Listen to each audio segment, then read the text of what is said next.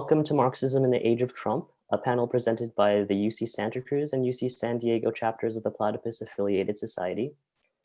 The Platypus Affiliated Society, established in December 2006, organizes reading groups, public fora, research, and journalism focused on problems and tasks inherited from the old, new, and post-political left for the possibilities of emancipatory politics today.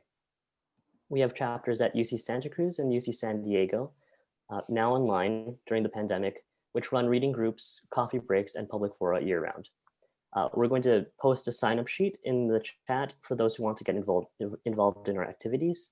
And you can also find the Platypus Review, our forum in print, online at platypus1917.org. So today, our panel is about Marxism in the Age of Trump. After the 2020 US presidential election, the Platypus Affiliated Society asks the question, what does it mean to be a Marxist in the age of Trump? What is Marxism and where is it going?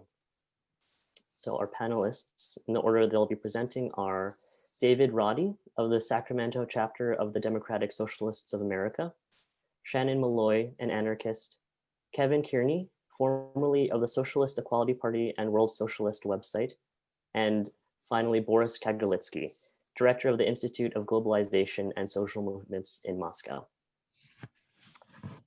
So the structure of the seminar, the way this is going to work is we're going to give each of the panelists about 10 minutes to give their opening remarks, and I'll signal you when you have 2 minutes left.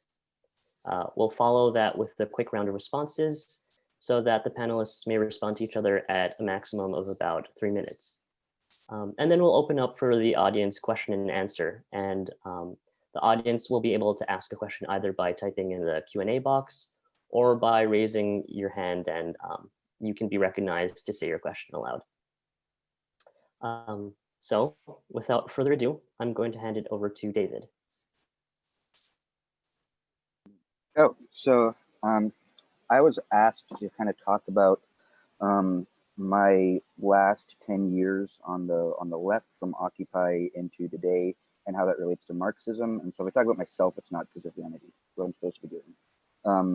And so I think the core of Marxism really is dialectical and historical materialism, right? Like things happen within a specific context as it relates to the production of the economy, and class struggle within that economy kind of forms this engine of history with moving parts and tension. And it's also the foundation of the intellectual tradition. And so we're talking about Marx, like it's like talking about Darwin, you know, it's somebody who kind of like laid a foundation that later authors could build off of. And so that has included critiques of colonialism, racism, gender, and like Batman and stuff. So I joined DSA in 2009 after Obama's first 9 months in office. And so this was just at the recession. And the left was really in a place of, I mean, I think like historical defeat, right? I mean, this is several decades after the fall of the Soviet Union, and then 10 years after, you know, the WTO or anti-globalization movement became prominent. And so the real currents at the time were really, like intellectually, were primarily leaning towards anarchism, but like class struggle as it has existed in times when the left was stronger, like say the 1940s, 1970s, was kind of like non-existent. And so in 2011, there was the Arab uprisings, right? And this kind of brought into the public consciousness this idea of the occupation of spaces as a means of protest, and kind of a place, placing the agency of history into like the crowd. And so I think this really in turn kind of inspired the uprising in Wisconsin that year against the anti-collective bargaining of public employee bill that was trying to be pushed, or was pushed by Governor Scott Walker.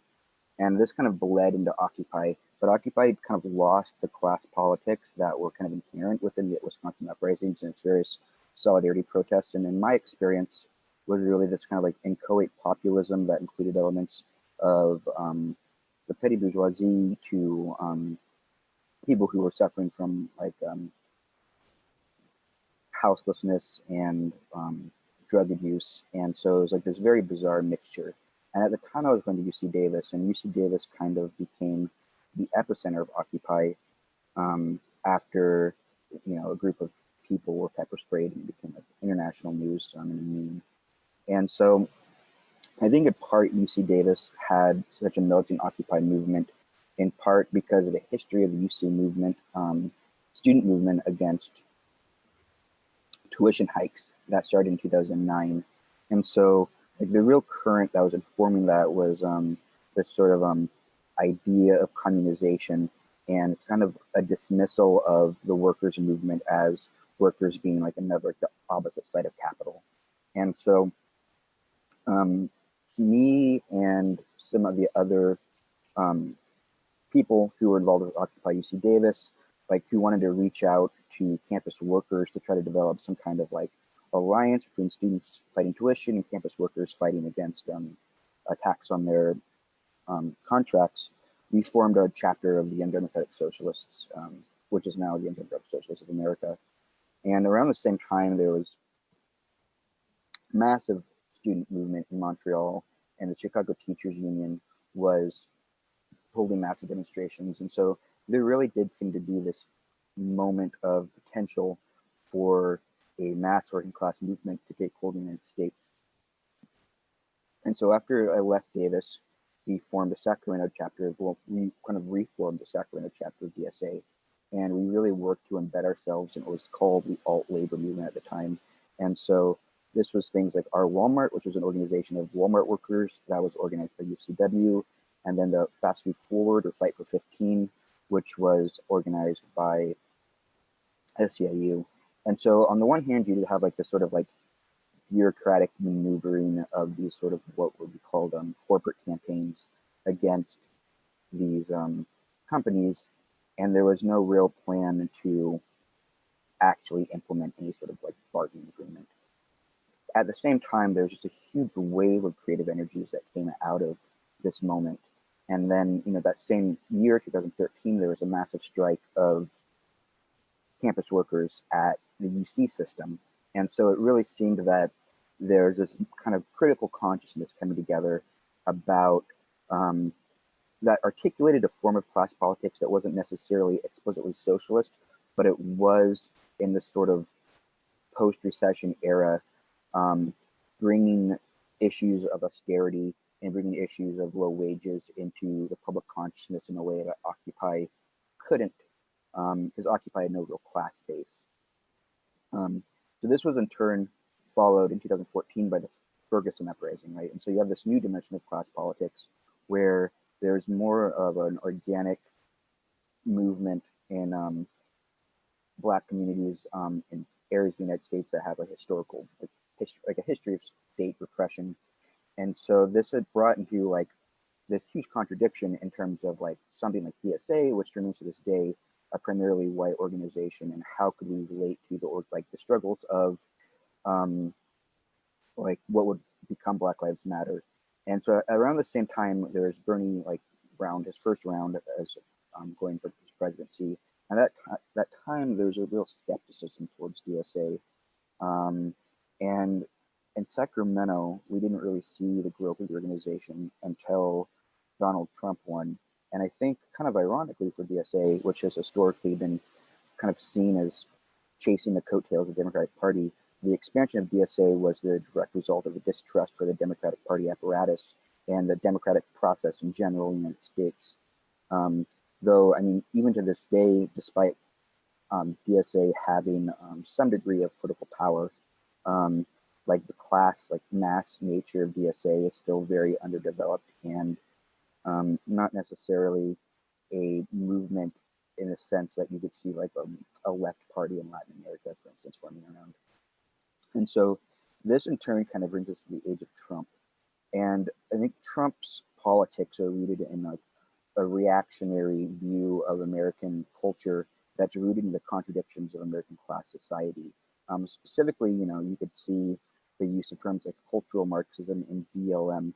They kind of talk to, this imagined white working class about like the dangers of Black people or trans people or whatever. And so really, like, if we want to look at Trump through a Marxist perspective, we have to understand that his policies are based in the contradictions that developed out of American capitalism, which in turn, is rooted in racist institutions. And as Marxists, I don't think we can separate capitalism as an abstraction from the concrete realities that capitalism grew from. And so I think during this time, I've kind of noticed that social movements, they wax and they wane. And so speaking of Marxism as a foundation or a jumping off point, you have authors like Rosa Luxemburg talking about spontaneity and the dialectic between that and organization. And so I think that is useful. It's useful to try to have words to explain what we're seeing happening on the ground. And so I think that Marxism today has been repopularized by organizations like DSA and the Bernie campaign, kind of indirectly. And Bernie's campaign in return was kind of a precipitation of the politics that were embedded in organizations that were like our Walmart and Fight for 15 and things like single payer and a living wage and all these movements that kind of were in the background after Occupy. And so I think that Marxism is at once a framework, and it's also it's kind of a strategy of realizing who has agency in society and who has the ability to change it. And so we're talking about class politics and whether or not a movement has a class basis. We're talking about whether or not someone has the agency to really transform society. And so I think that looking at these social movements, looking at them through the prism of class, helps us understand how Trump came into power, how DSA was popularized, and also kind of validates the usefulness of Marxism as an analytical tool and an intellectual tradition. Thanks so much, David. So next is Shannon. Hi, hope everybody's doing well this morning. Thanks for showing up on Saturday morning to listen to us talk about things I'm sure you all have had many conversations about before. So we appreciate you being here. Or I will speak for myself. I appreciate you being here. But so I was asked to come in and represent an anarchist kind of perspective and talk about the relationship between anarchism and Marxism. As I told our esteemed hosts, I am uncomfortable representing an anarchist position, but I'm happy to come and speak as an anarchist. So that's what I'm going to be doing. And I'm going to give you a little bit of background about sort of the historical critique of Marxism that anarchists leveled. And I'm going to do that by talking a bit about Bakunin's original critiques of Marx, which is a little nerve-wracking to do in front of a Russian scholar of some here, but then we'll just go ahead and move forward with that anyway. So, and then I can talk a little bit about why I personally think that anarchism is a really important framework for helping us understand kind of contemporary social change and what's possible and desirable in the world as we organize in our communities, with an eye toward the coming changes and also looking at recent social change around the world. So, originally. Marx is writing, at a time when there are a lot of revolutionary manifestos going around, and there's a big kind of conversation among a lot of people about, what is this revolutionary model and how are we going to be able to do this? And there's this kind of idea that people are going to be able to uncover the secrets of revolution by looking at sort of, applying kind of positivist tools and frames to sort of imagine that we can look at the particular inputs and determine what kind of outputs we might see, and that there's a chance to produce some sort of program that's going to create social change.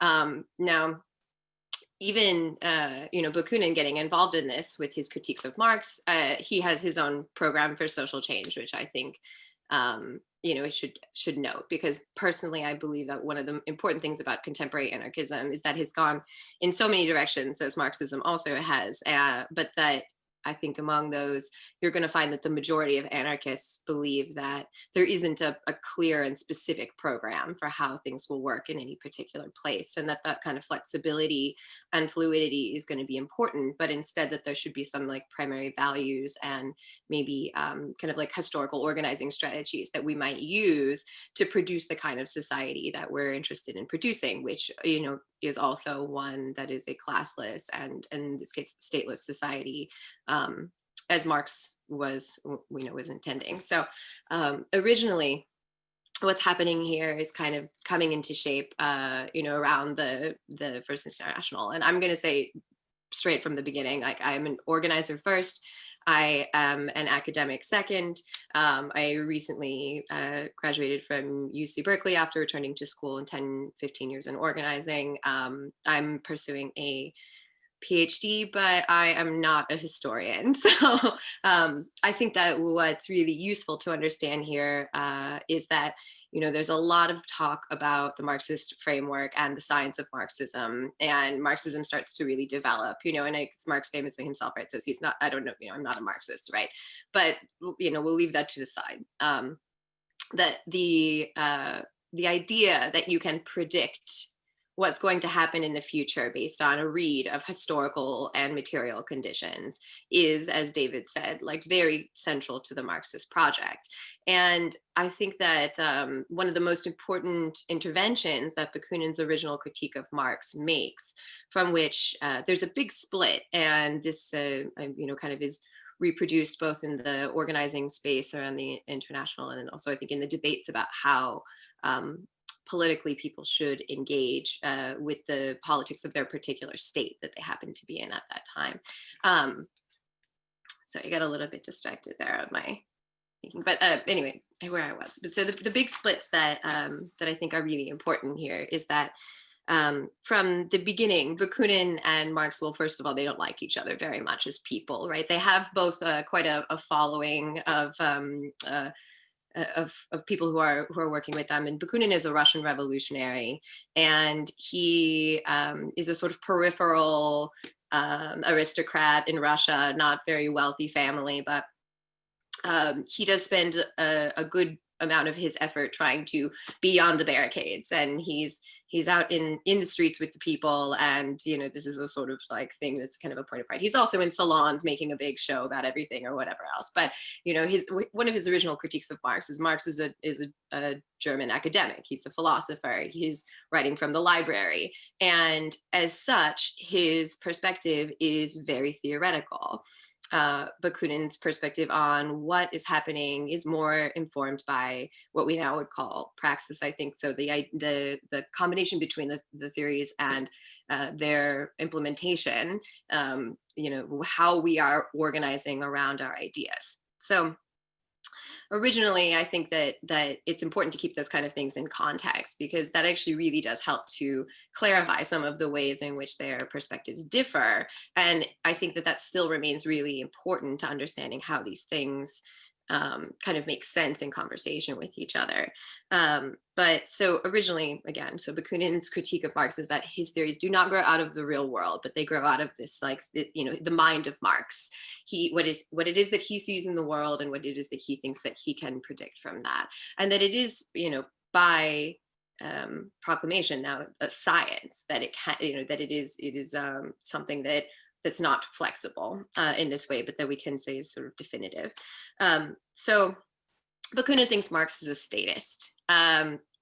Now, Marx claims that the program of socialism is intended to stand in as a transitionary model through which the class conditions of the society will be changed, and that in the changing of those class and economic conditions, the need for the state and the concept of political authority altogether will be undermined, and the state will wither away. You know, this is something we know.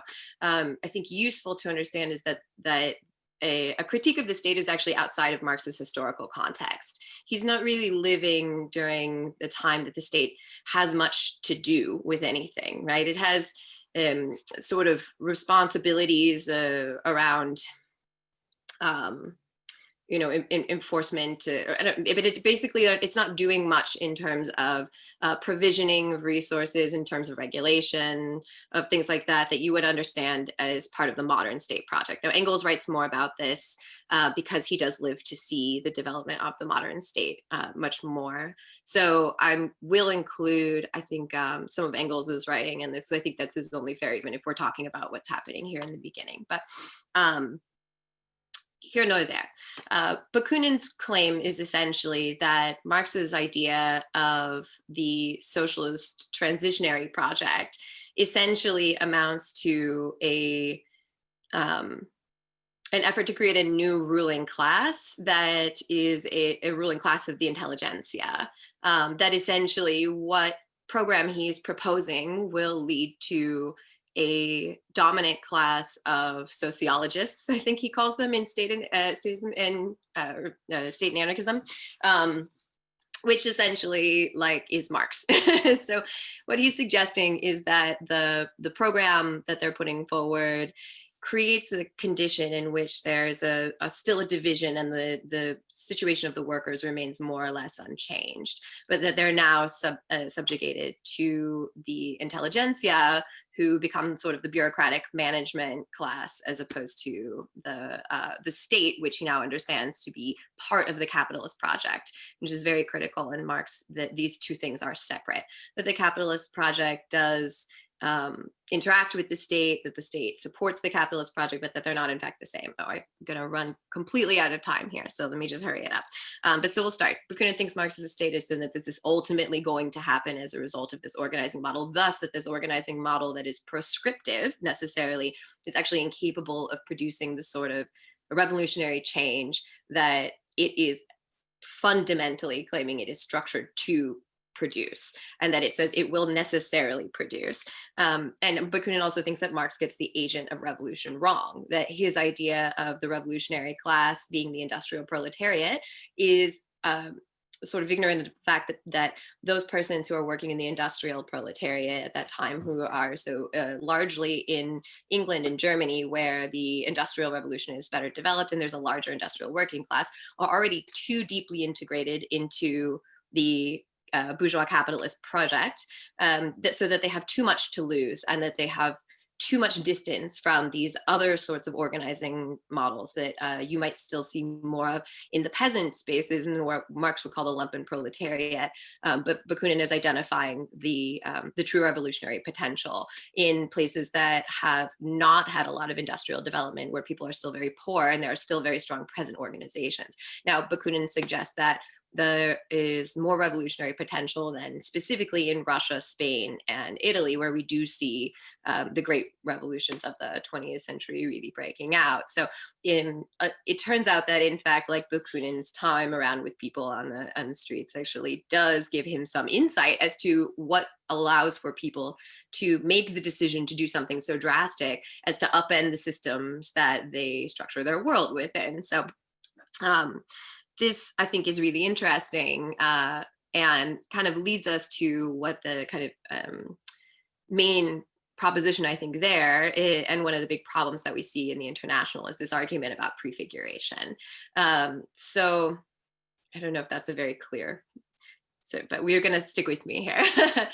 So basically, while there's a lot of critique of but there's also a lot of romanticization of the Russian communes, this, I think, idea comes forward that in small spaces of collective action, we prefigure the sorts of relations that we want to live, that we want to see in the world that we're trying to build. So in this situation, you're going to see in the First International, a division. Well, there's a three-way division, but in this case, we'll just talk about Marx and the anarchists, who are kind of moving around Bakunin. In anarchism, we don't really call our ideas after people. I think this is not really done, because it's not sort of how we understand how they would be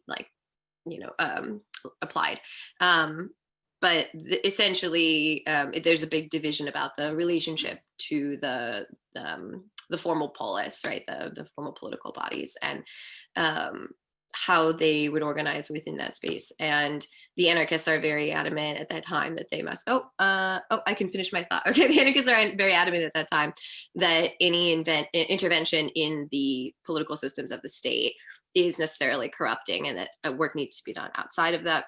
And also that the way the International is organized should be reflective of the kinds of it should be absent of the political authority and the sort of bureaucratic leadership of the socialists that you would see in the kinds of, I mean, I think probably those of us who have tried to organize things, it's very difficult not to have people taking on more work to end up with more authority in spaces. And I'm gonna have to stop now. I think I didn't get through half of what I was trying to get through, but I hope that was at least somewhat useful. Thanks so much, Shannon. So next is Kevin.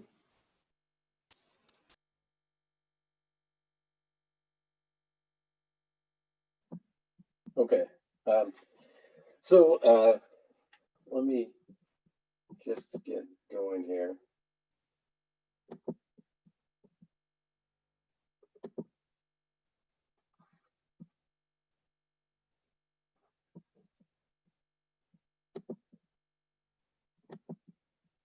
Sorry, hold on.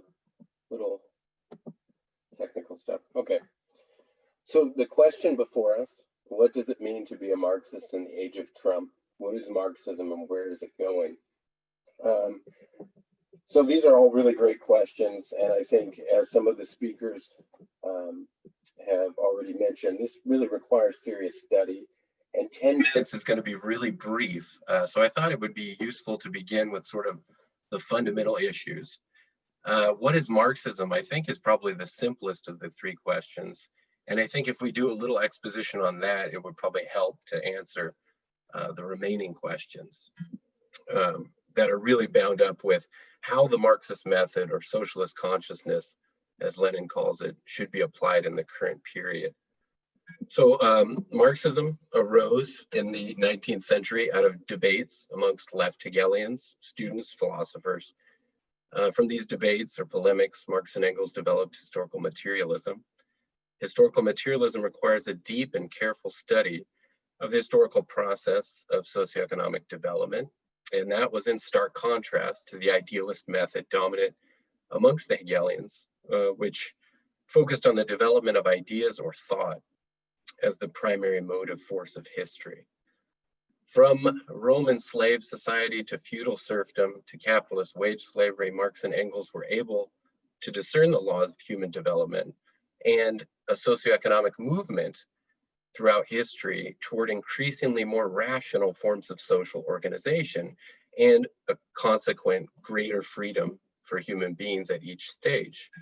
Now, the motor engine of this development was and remains class struggle, which leads to a period in which social revolution, the kind that we're all talking about that we want, actually becomes a possibility. So again, from slave society to serfdom to capitalism, Marx notes, and this is oft quoted, but I think it is worth repeating, at a certain stage of development, the material productive forces of society come into conflict with the existing relations of production. These relations turn into their fetters and then begins an era of social revolution. In Capital, Marx applied this method to capitalism, identifying the working class as the revolutionary subject within the existing socioeconomic system. Nowhere in Marx, Engels, Lenin, or Trotsky will you find a call for racial or gender conflict. Marxism is fundamentally class consciousness. Now we have panelists here who are not Marxists, and that makes more sense. The problem is I think we have to sort of define what is Marxism, what is its approach, and that really has nothing to do with it.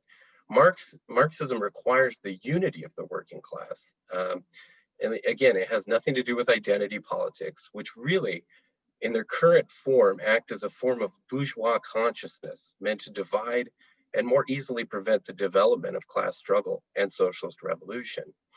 Identity politics today are essentially meant and function as a way of turning workers against each other, so they're unable to see, much less fight, their real class enemy. Now, the First International of Marx, which we had some discussion on, was unable to carry out a socialist revolution because of certain historical limitations, which were identified and developed by Leon Trotsky in his theory of permanent revolution. This theory was adopted by Lenin and the entire Bolshevik Party in the midst of World War I. This perspective was a carrying forward of Marxism, taking into account subsequent historical developments and thereby allowing the Russian working class to found the first worker state and effectively bring a halt to World War I. So, that bears repeating. This movement of workers imbued with this socialist consciousness was able to gain control over an entire country and end a bloody world war. So I think the efficacy of Marxism as a revolutionary perspective was and remains undeniable. This is really the only tool for the working class at this point that wants to have revolutionary transformation. Now, Marxism is first a question of socialist consciousness, and that is opposed to bourgeois consciousness. Our society, and hence our thinking, is bourgeois, regardless of our origins, class, race, any other identity, because that's what we're taught. That's the world that we live in. To acquire socialist consciousness, one must study and understand the fundamentals of Marxism and the historical process in the interests of the revolutionary class.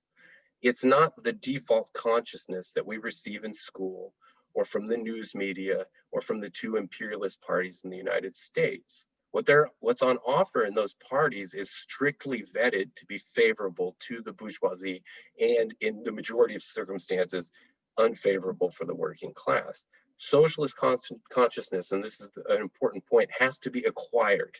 Somebody has to change the default setting to actually see things and act from a revolutionary perspective. So Trotskyism, as it emerged from its struggle with Stalinism, remains the only coherent and viable road to a social revolution. I'm not going to go into the Stalin-Trotsky differences. We can talk about that later, but it's probably too big for my time. Now, the next question, are we living in an age of Trump? I would say no.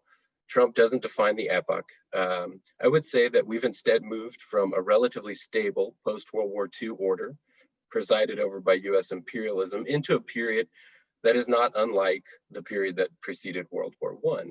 Then, as now, a declining imperialist power is confronting a rising power to the east. Before World War I, the British Empire was in a state of collapse and German imperialism began its rise. Economic conflicts between the two developed quickly into a military rivalry that culminated in the First World War. Today, the US is the declining empire, lashing out like a madman around the world and increasingly focusing its energy on the rising power of China.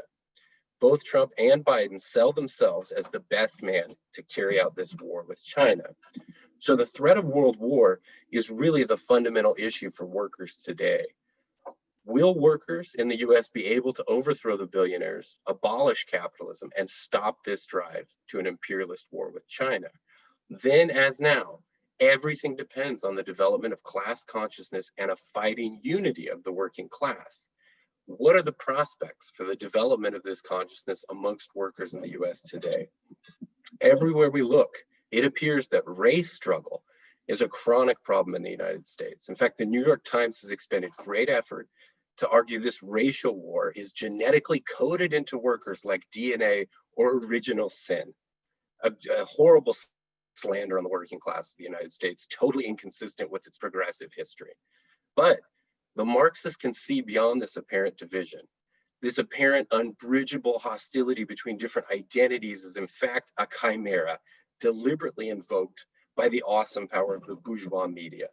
It is not real in the Hegelian sense, but a manufactured division based on race and gender and the politics of personal identity. Behind the apparent chasm between those workers of different skin colors or genitalia, there is a powerful material unifying force that only an orthodox Marxist movement can unleash and raise to a revolutionary intensity, and that's social class. That is the fundamental issue, and it's the working class specifically. So just briefly, to deal with the last question, where's Marxism going? workers are basically going to be required to reject bourgeois identity politics that's coming from both the Democrats and the Republicans. Workers will have to build their unity as a class to topple capitalism and bring forward a socialist society.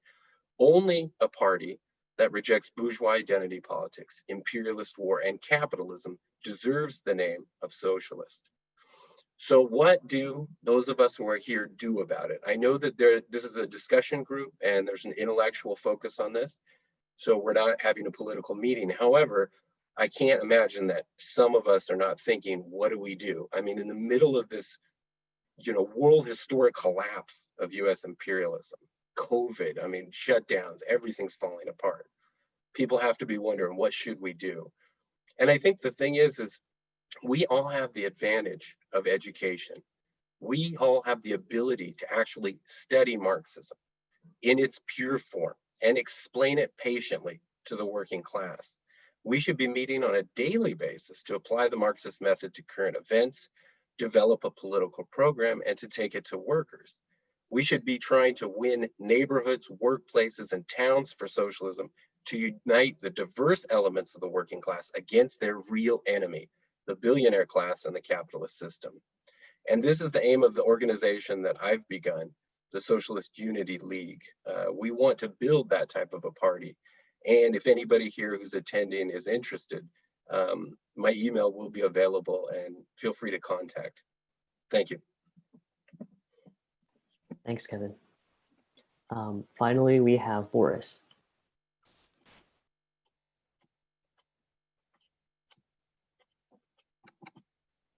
Thank you very much for inviting me here. Well, and I have to mention that while there was a lot of general topics mentioned, in fact, we only came a little closer to the starting point, the very issue, what does it mean being Marxist in the age of Trump? Well, I agree that the age of Trump is a very narrow definition. It's definitely much more than the age of Trump.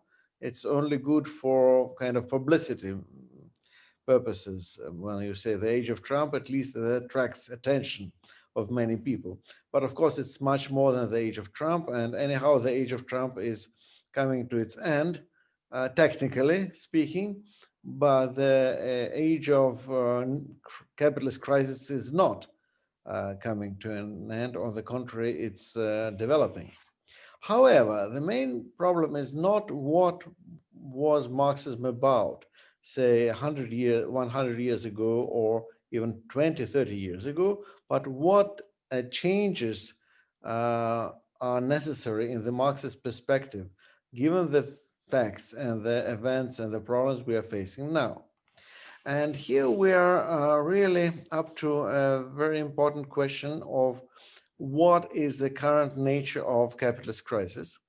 And first, we are coming to a very important point.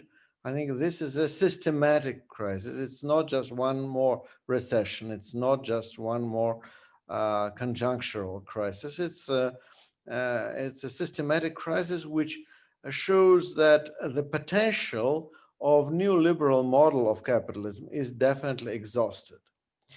Whether it means that capitalism is coming to its end or not, it's an open question. By the way, I think that every capitalist crisis in the last 100 years potentially leaves us with the question whether it may be the crisis which could produce a real practical socialist alternative, and thus will be the end of capitalist system as such. But this is an open question, and it's very much a practical question. And also, I think that we have to remember that the transition from feudalism to capitalism actually took about 200 years. Well, if you start with the very, very beginning of capitalist mode of production, we may look as far away as into the crisis of the 14th century. So it's quite a long period. And in that sense, the struggle for socialism and the struggle to overcome capitalism and replace it with something else is more than just one revolution and one conflict or one upheaval. It's a long-term process, a long-term struggle, and maybe we will not survive that long as like our predecessor didn't survive as long as to see the final outcome, but we still may be able to contribute considerably to this transition, and we may potentially actually take over certain positions, strategic structural positions, and implement some real structural social changes which are of qualitative importance, changing society and moving towards socialism. So the first point is that there is a structural crisis of capitalism which allows the left to come forward with some potentially serious political initiatives. The second point is that the crisis is global, and though United States is a country that is very much in the very center of the crisis takes place all over the world and in different forms.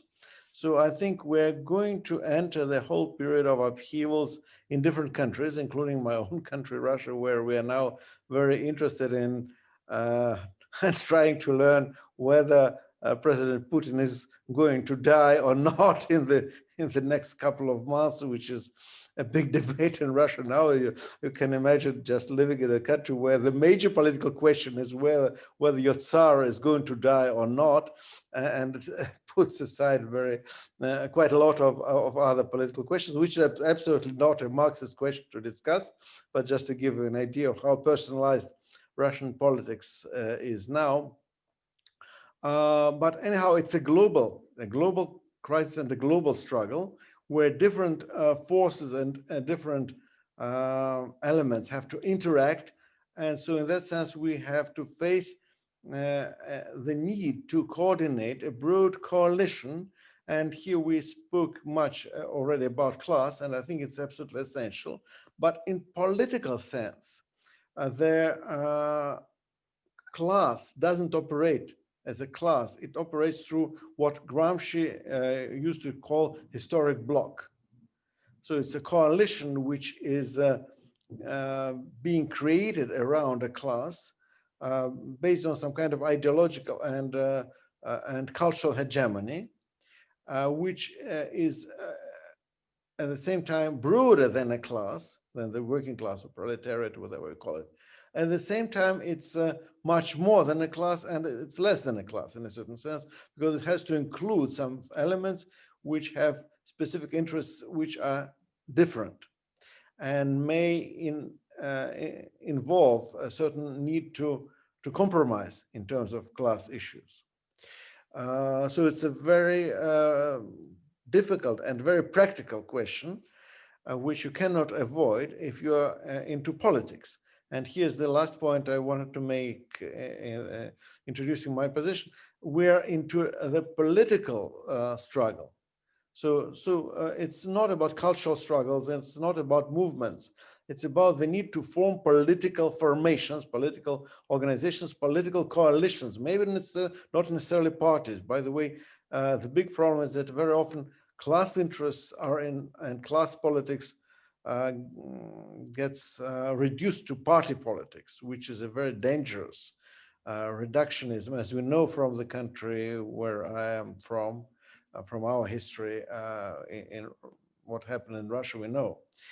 And so it's absolutely essential that we shouldn't reduce politics to party politics, but at the same time, some kind of political organization or coalition, political formation is essential, whether it's a party or a coalition or a party movement coalition, whatever, but some kind of political formation which can act as a force, as a conscious force, which can formulate proposals, strategies, work on tactical level and so on, which has its own methods of democratically selecting cadre and so on and so on. And here we're coming to our weakest point, because the losing politically. We're gaining ground ideologically, in the sense that quite a lot of people understand that something is wrong with capitalism. But politically, we are extremely weak, and we are much weaker than 20, 30, 40 years ago. So we have to start from some kind of political tabula rasa, when almost everything which was built before us is either in ruins or is becoming counterproductive in many ways. Old parties are becoming counterproductive. I really admire the results achieved by DSA in America, in the sense that they managed to get elected socialists, open socialists, to American Congress for the first time in I don't know how many years, but still, is it a kind of political tool necessary for the political success of the coming years? I'm not sure. I openly leave this question open. And finally, speaking about identity politics and so on, I totally agree that this is a very dangerous kind of mythology, which is very much dominant in the Western left these days. And so we have to fight against that very, very seriously. And what I can only do at this point, I'm sending you the link to my new book, which came out at Routledge quite recently. So you can copy the link. And well, unfortunately, it's rather expensive. It's published by a British academic publisher, which is very expensive. So what we usually do in Russia for these purposes, we usually buy one copy. We just collect money among ourselves. We buy one copy, and then we kind of pirate it to make as many copies as we want. So I advise you to do exactly the same, and don't expect you to work to buy a lot of books to me to have royalties. But and by the way, I'm not expecting royalties at all. But I really think that it would be good if you guys kind of read this book and put it into the context of your debates, because you see the title, so it's between class and discourse, left intellectuals in defense of capitalism. And so you already understand my position. It's very much an attack on all sorts of identity politics and similar ideologies.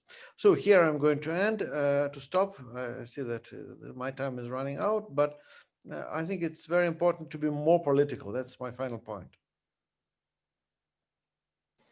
That's great. Thanks to all the panelists. I think we have a variety of ideas in the air. So now we'll have some time for responses. Please keep them to about 3 minutes. I'm also going to give the audience a quick reminder that you can begin submitting your questions in the Q&A box. If your question is directed at one of our panelists in particular, please indicate that in your question, and you can also raise your hand and you will be recognized to give your question. So we'll do responses in the order that each panelist spoke. So David, if you could go first, that'd be great. Can people hear me now? I know that it was too quiet earlier. I think that identity politics as it exists now exists in a contradictory form.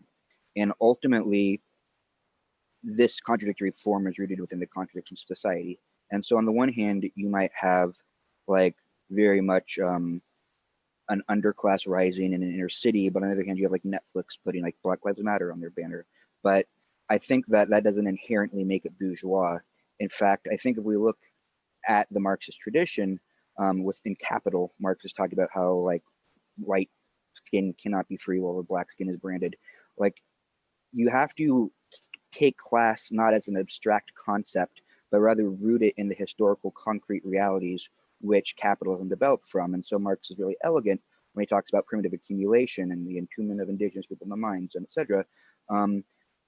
When he's talking about how this abstract concept of capital that he introduced in the introduction or the first half of the book then takes its concrete historical form. And I think we have to use that concrete historical form to understand the divisions within American society right now. And, you know, there is a very kind of petty bourgeois, like, kind of postmodernist take on identity politics. but we can't also like ignore that and not take into account the history of well, like racism in the United States. And so the working class movement in California, where I'm at, for example, was very much originally founded on anti-Chinese activism. And so Dennis Kearney, the leader of the California Working Men's Party, would specifically say, like, we'll hang the capitalists and we'll hang the Chinese, like in the same sentence. And then he was being backed in part in the pogroms against Chinese people in California were being backed by the Knights of Labor, which in turn had a fairly progressive history. But, you know, when it came to the contradiction within California's working class at that time, like there was a very specific division along the color line, as you know, Du Bois often would talk about. And I think that we would be mistaken not to acknowledge that. Yeah, I mean, I don't think I have enough time to debate about Bakunin, but yeah, I think that's my main point. Thanks, David. Shannon's next.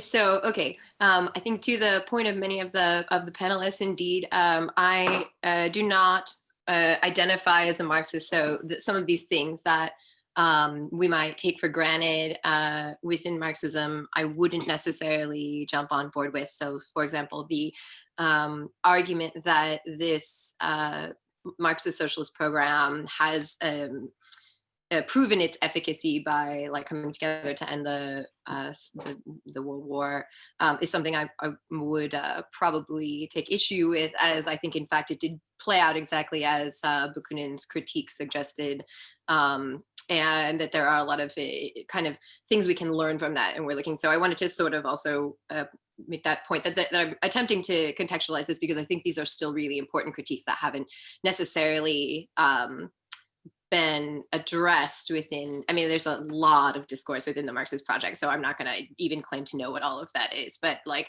to my satisfaction, I haven't found it addressed. And I will say that I, as an anarchist, did join the DSA in San Francisco when it was rechartered, and I was on the inaugural steering committee. So I was holding a leadership position in DSA in San Francisco for about a year and a half. In its beginning, when 2 out of 5 of us were anarchist affiliates, we were self-identified anarchist affiliates of the Libertarian Socialist Caucus, of which I was a founding member. And I did notice my own experience in that space really does reflect these critiques, and even within this small sort of socialist project, where you see a lot of organizational momentum in these kinds of organizing models, and the sort of certainty of purpose and certainty of program that some of these perspectives offer people, I think is maybe not necessarily what is needed from my perspective for the kinds of collaborative projects that we need to be producing. As Boris said, there's a lot of need for building a political power, and I think that needs to be done around solidarity. We could argue that the kind of Marxist versus anarchist projects, like, I mean, I think he was making an argument that these are all sort of responses to French revolutionary principles, and that the liberal project is the liberté, and the Marxist project is the egalitarian project, and that the anarchist project is a project of fraternity. And I think that in this case, it's really useful to understand that within an anarchist scope, you can take whatever you like from Marxism, but Marxism is not definitive. And I think this is really important. And if you look at the contemporary movements that we're seeing today, you're seeing something that doesn't really look like sort of traditional political definitions from the last centuries as we understand them. And I think this has a lot to do with the way the communications technologies have changed, and the way that people get their ideas differently than they used to.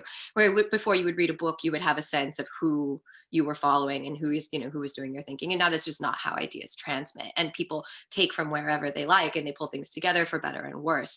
But I think it's important that we understand that. And if we look at sort of contemporary movements like the Gilets jaunes in France, and if we look at what's going on in Hong Kong, and if we look at the movements in South America that have been coming up in the past year or so, or in the past years, I guess COVID just gave us a year skip, but what you see there is you see movements that are politically complicated. They're quite messy. And in fact, even in South America, you see a lot of this sloganeering that this is not a movement of the left or the right, but a movement of the bottom. And you see the same thing being reproduced in spaces in the Middle East. And that this is, I think, really, really substantially relevant to questions of what it means to be a political actor in contemporary times. And I think if we look back to these kind of historical divides, we can learn something that's really important about that. Now, Marx responds to Bakunin's critiques, and he essentially says that like Bakunin's failing in this is that he focuses too much on will and not enough on concrete economic conditions for understanding how revolution is possible.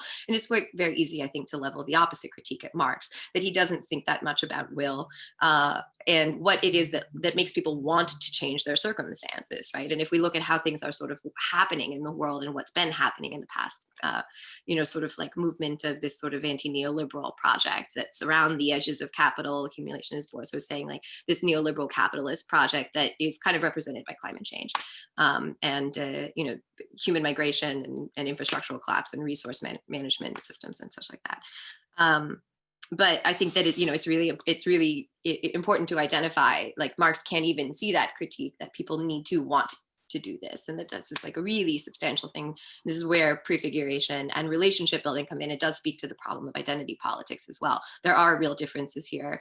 We do need to be able to learn how to speak to each other. Many times we don't have the same language or experience, and the way we do that is by working together. And I think this is where our projects of of collective action really come to help us learn how to build things together.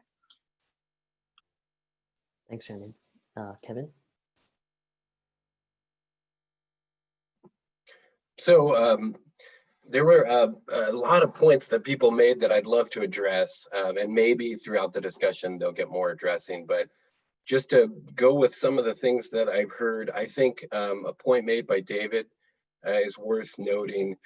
Dennis Kearney actually was an anti-Chinese racist, but what Dennis Kearney was not was a Marxist. He wasn't a part of the Marxist movement. He didn't subscribe to Marxism.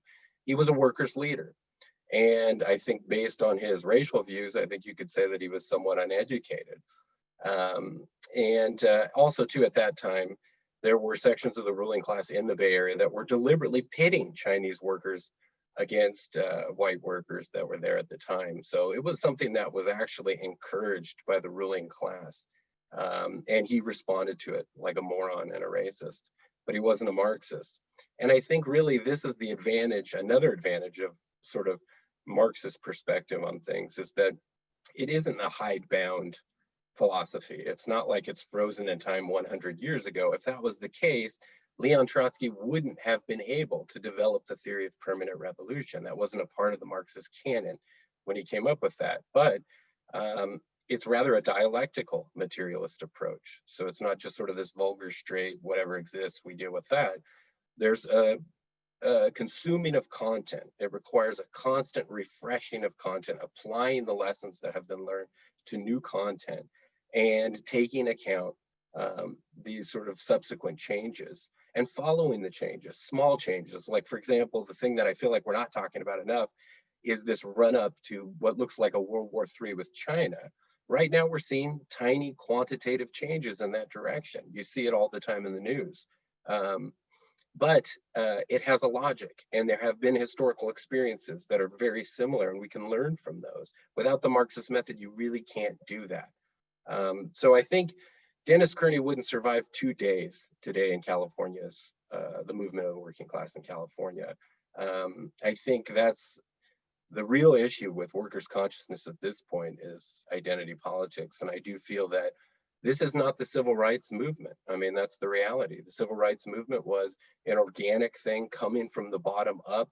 It was a powerful movement. It had leaders. The Marxist movement supported it greatly, provided indispensable support at certain moments. However, what's happened is that's collapsed. Slowly but surely, Nixon's program of Black capitalism started the identity politics thing. And the idea was to take elements of the Black community, put them into political positions, put them into economic positions, make them part of the elite, make them identify with the elite, and then go out and lie to the masses of Black and brown workers, pretending to represent them, but really actually carrying out the dictates of today, mainly the Democratic Party, which is a billionaires party, a pro-war party. You can see that very clearly in Biden's cabinet choices. Very diverse, though. Look at how this was promoted, right? He's selected the most diverse group of a cabinet ever. What great progress. What a leftist victory. Boy, the DSA must have had something to do with that, right? But what are they? Who are these people? You know, I can go into more on the background of these people, but basically it's all the Obama Biden warmongers, neoliberals, billionaires, pro-billionaires. All that's going to happen is more militarism and a further crushing of the standards of working class people in the United States under Biden. That's all that'll happen. But yet we had the DSA going to bat for Biden. They shifted after Bernie pulled his bait and switch. He's basically in an agreement. At this point, it should be obvious, where he comes out and he talks real feisty socialist rhetoric. I loved abolish the billionaires. I'd like to put that on a t-shirt. That's great. He was able to say these things and get a pass in saying it in this big business party because they needed more youth support. So what he does is he comes out, he tells the youth what they want to hear, what they're interested in, socialism, Marxism, they want to know more about it, class struggle.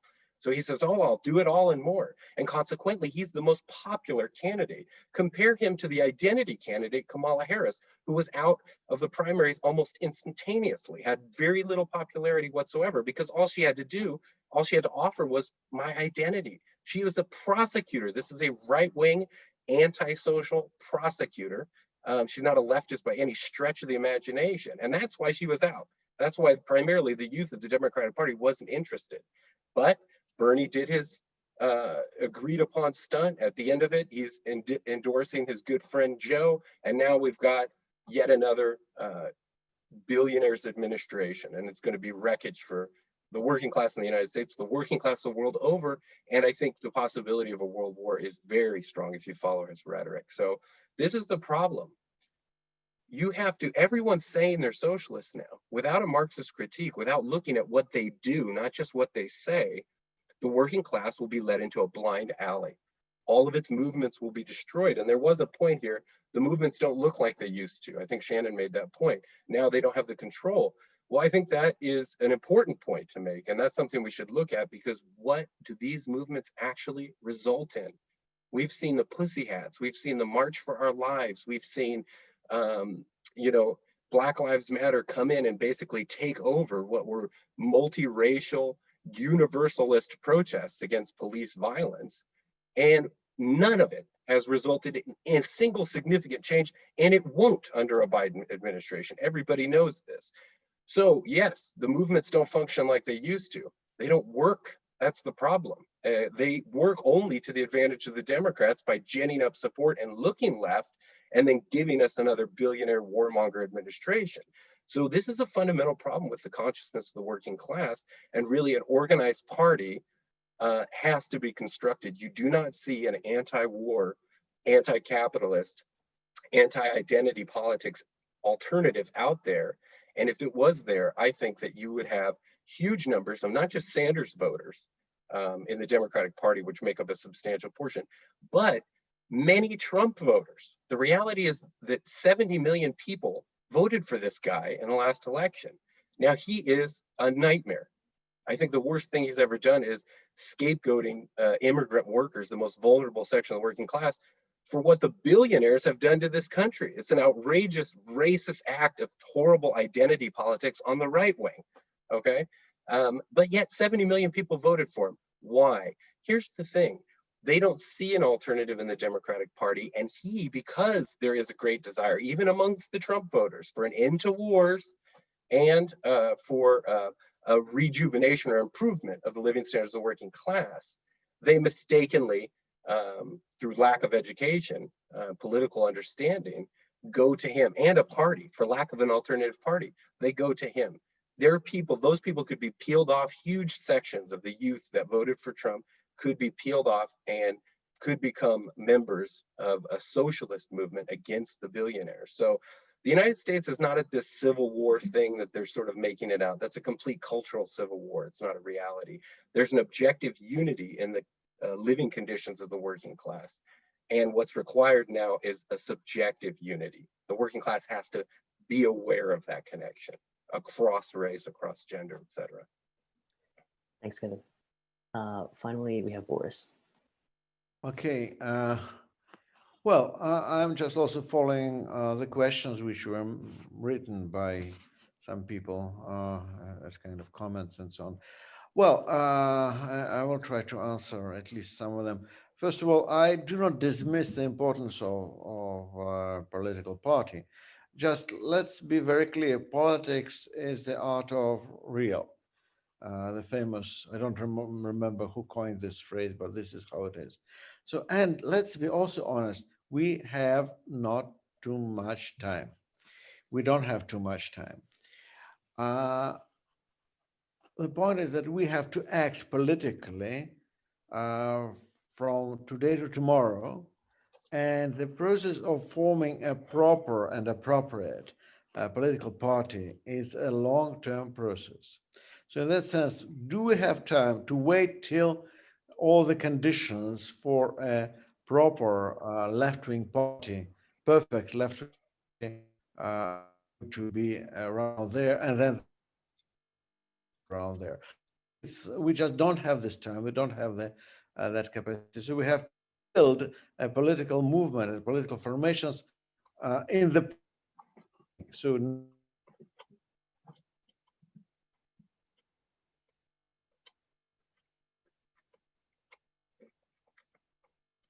unless you have a proper what's happening and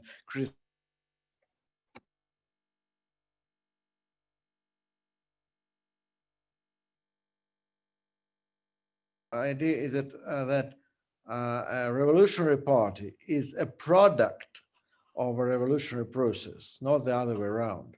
So in that sense, involved in the practice, we are actually building a political formation which should become some sort of political party, but maybe it's a coalition of political parties. I don't know. So it depends also on the situation in a particular country. These situations can be very different. And I have no advice for American comrades because you know the situation better. The only thing I know is that you have certain advances made within the Democratic Party by the DSA, but at the same and by the Bernie Sanders movement. But at the same time, it's absolutely true that in terms of practical politics, this party remains a party of billionaires. It remains not only a capitalist party, but a neoliberal capitalist party. And in that sense, thoroughly reactionary. And then I also very much agree with the idea that Trump voters should be kind of, I don't know, conquered by the left. And there is a chance for these Trump voters to become moved to the left, given the fact that Trump is going to be out of office and new Democratic Party leadership is going to carry out some reactionary policies. I'm pretty sure it's going to happen. So whether the protests will be dominated and hegemonized by the right or the left, it's a big question. But here is exactly where the struggle, the most important struggle is going to take place in the United States. And well, in Russia, I can tell you quite a lot about what we can do and what we're doing in Russia, but I just have no time. And finally, whether the advancement of philosophy is important and paramount to developing and establishing working class structure. I think it's essential for the development of working class strategies and culture, because without ideas, there is no proper action. Ideas should be reflecting the actual contradictions and actual problems, but we cannot act and develop our movement without ideas, without including philosophy, definitely including philosophy. Thanks, Boris. Yes. Yeah. Okay, so thanks to all the panelists. We're going to open up with the Q&A now. Again, there are two ways that you can ask the questions. You can either put in the Q&A box and I'll read it out aloud, or you can raise your hand and I'll recognize you to give your question out loud. So it looks like we have some questions here. A question from Grant Tyler. He's asking, well, Kevin is organizing a new Marxist political party while Boris emphasized the need for politics, but dismissed the centrality of political parties in reference to the Bolsheviks over the course of the 20th century. So could Kevin and Boris briefly elaborate on their understanding of the historical role of the political party for Marxists? But I already answered the question. Yeah. Oh, I I suppose referred this to this question. okay. When I was speaking, I referred to the questions which were put in these boxes. So I was referring to these questions. Right. So So I suppose Kevin, could you respond done to this? answering. Oh, Hold on. yeah. Yes, the concept of the political party, I think, is probably for people who are more interested in this subject in terms of Marxism is really Lenin's work. I think he's the one that is sort of the major role for Lenin in the Marxist movement. I think what is to be done is probably the best work on this. But essentially, Lenin makes the point that, like I was making, that essentially there's two forms of consciousness out there, okay? It's basically a socialist consciousness or a bourgeois consciousness. And so a party has to be formed that represents the revolutionary consciousness and is not, sort of collaborating or becoming a useful idiot of the Democratic Party, which is the main threat today. And we've got so many socialists out there now because it's very in vogue. The problem is, like I said, they're absolutely ineffective, and most workers know that, and so they're not really well populated either, and they're not very strong or persuasive parties. Many of them really depend on the patronage of the Democratic Party to maintain the appearance of sort of having a mass basis. So I think, in terms of the party, like Boris mentioned too, philosophy is primary, perspective is primary. That's what happens before action is taken. And a party really is needed to develop that perspective for the members of the party. It's a very complicated society. An individual dealing with sort of these corporate media outlets is not going to have any idea of what's actually going on, what the real threats are. And they're going to get the overwhelming impression that it's hopeless, it's hopeless. And I think that was reflected a little in Boris's comments. He's saying we don't have a lot of time. And I think that's the impression they're giving. But it really isn't. In fact, I think the situation is better for a serious socialist party, a Marxist movement, than it's ever been. The problem, though, is that it has to be built from the ground up, because at this point, there really aren't any existing parties that are performing this function. And that's part of a historical problem in the United States.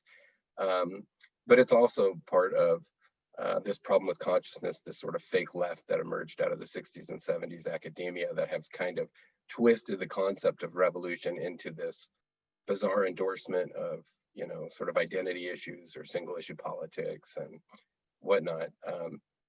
But not only that, for action, it's very necessary. You've seen in the movements that we've seen some massive protest movements. All of them have seemed to start out with great aims, popular support. They, I think, under the influence of this sort of anarchist current that also is very strong in academia, and I saw this quite a bit in Occupy. I was involved in Sacramento and Davis as well as David. They promote this idea that there cannot be any hierarchy. Nobody's a leader. There's no program. We just show up and we decide what to do. And it's more spontaneous and of the people. And Lenin deals with precisely that issue. Old Marxism raises its head again. That was sort of the issue that he was dealing with, this idea of spontaneity, something that's really organically worker. Well, the problem is with spontaneity, what you get is the default consciousness. You basically get bourgeois consciousness of the working class, and you don't have the kind of planning, organization, structure, initiatives that are required to turn these movements into successes, powerful successes the working class can see, become excited by, and want to participate in broader numbers. All of them just sort of dwindle away. And again, like I said, these protest movements, if you look at the people behind them, are the ones that become dominant. They're almost all designed to fail. It's just a demonstration to encourage sort of give the Democratic Party some political advantage in the given movement, and to destroy whatever the thing is. And I think the best one is the Black Lives Matter protests. Okay, and I call it that because that's what it's become. But initially, it was a broad movement. You had every race, color, and creed out there. It was, you know, defunding the police. It was just against police abuse, police violence. It was very righteous, very necessary. I've worked in criminal law for quite a bit, and you know, this needs to happen. I mean, the police are completely, they have a license to kill anybody anytime they want. That's a problem. They're not responsible to the community at all. But those promising protests eventually came under the influence of Black Lives Matter, which is funded to the tune of hundreds of millions of dollars, first by the Ford Foundation, and then, as we've seen, Netflix and every corporate organization in the United States, which I think reflects the fact that there is no fear. This isn't really a threatening movement at all for the ruling class. In fact, they like it. And again, what happened? Frequently, when Black Lives Matter gets in charge, it's racial separatism. We're going to have white people march up front. We're going to do this and that. Then I think they encourage the idea that somehow this is only a problem affecting Blacks. And that alienates the Black working class, which definitely disproportionately suffers at the hand of the police. And then it makes the protest less universal. More and more you hear Black versus blue, as though it is simply a problem between Blacks and the police and not a problem for all workers. You know, and you can see that in the statistics. It's not only Blacks. There's huge numbers of every other race of workers that are beaten and killed by the police on a regular basis. Why are they being alienated, told to quiet down, not allowed to have any leadership role, not allowed to speak, not allowed to form committees there on site, not to have public meetings? Instead, it just descends into this because there's no real outlet for what people want to have done. So it descends into this nuttiness that slowly but surely becomes demoralizing, and everyone goes home and nothing happens. And that's exactly the situation we're in right now. There won't be a defunding of the police under Biden. I hate to break it to everybody. Black Lives Matter totally endorse Biden. They endorse everything the Democratic Party does. They actually function as an agent of the Democratic Party. That's essentially their function. And really, it's not about racial unity. It's about racial separatism. It's about creating provocations to drive sections of the different races of the working class apart, scare each other from each other, and make it almost impossible to work together. So again, this is a big problem, you know, and I think that a party is needed to make these organic movements that come up effective, actually be able to carry out the things that they're claiming they want to do. Thanks, Kevin.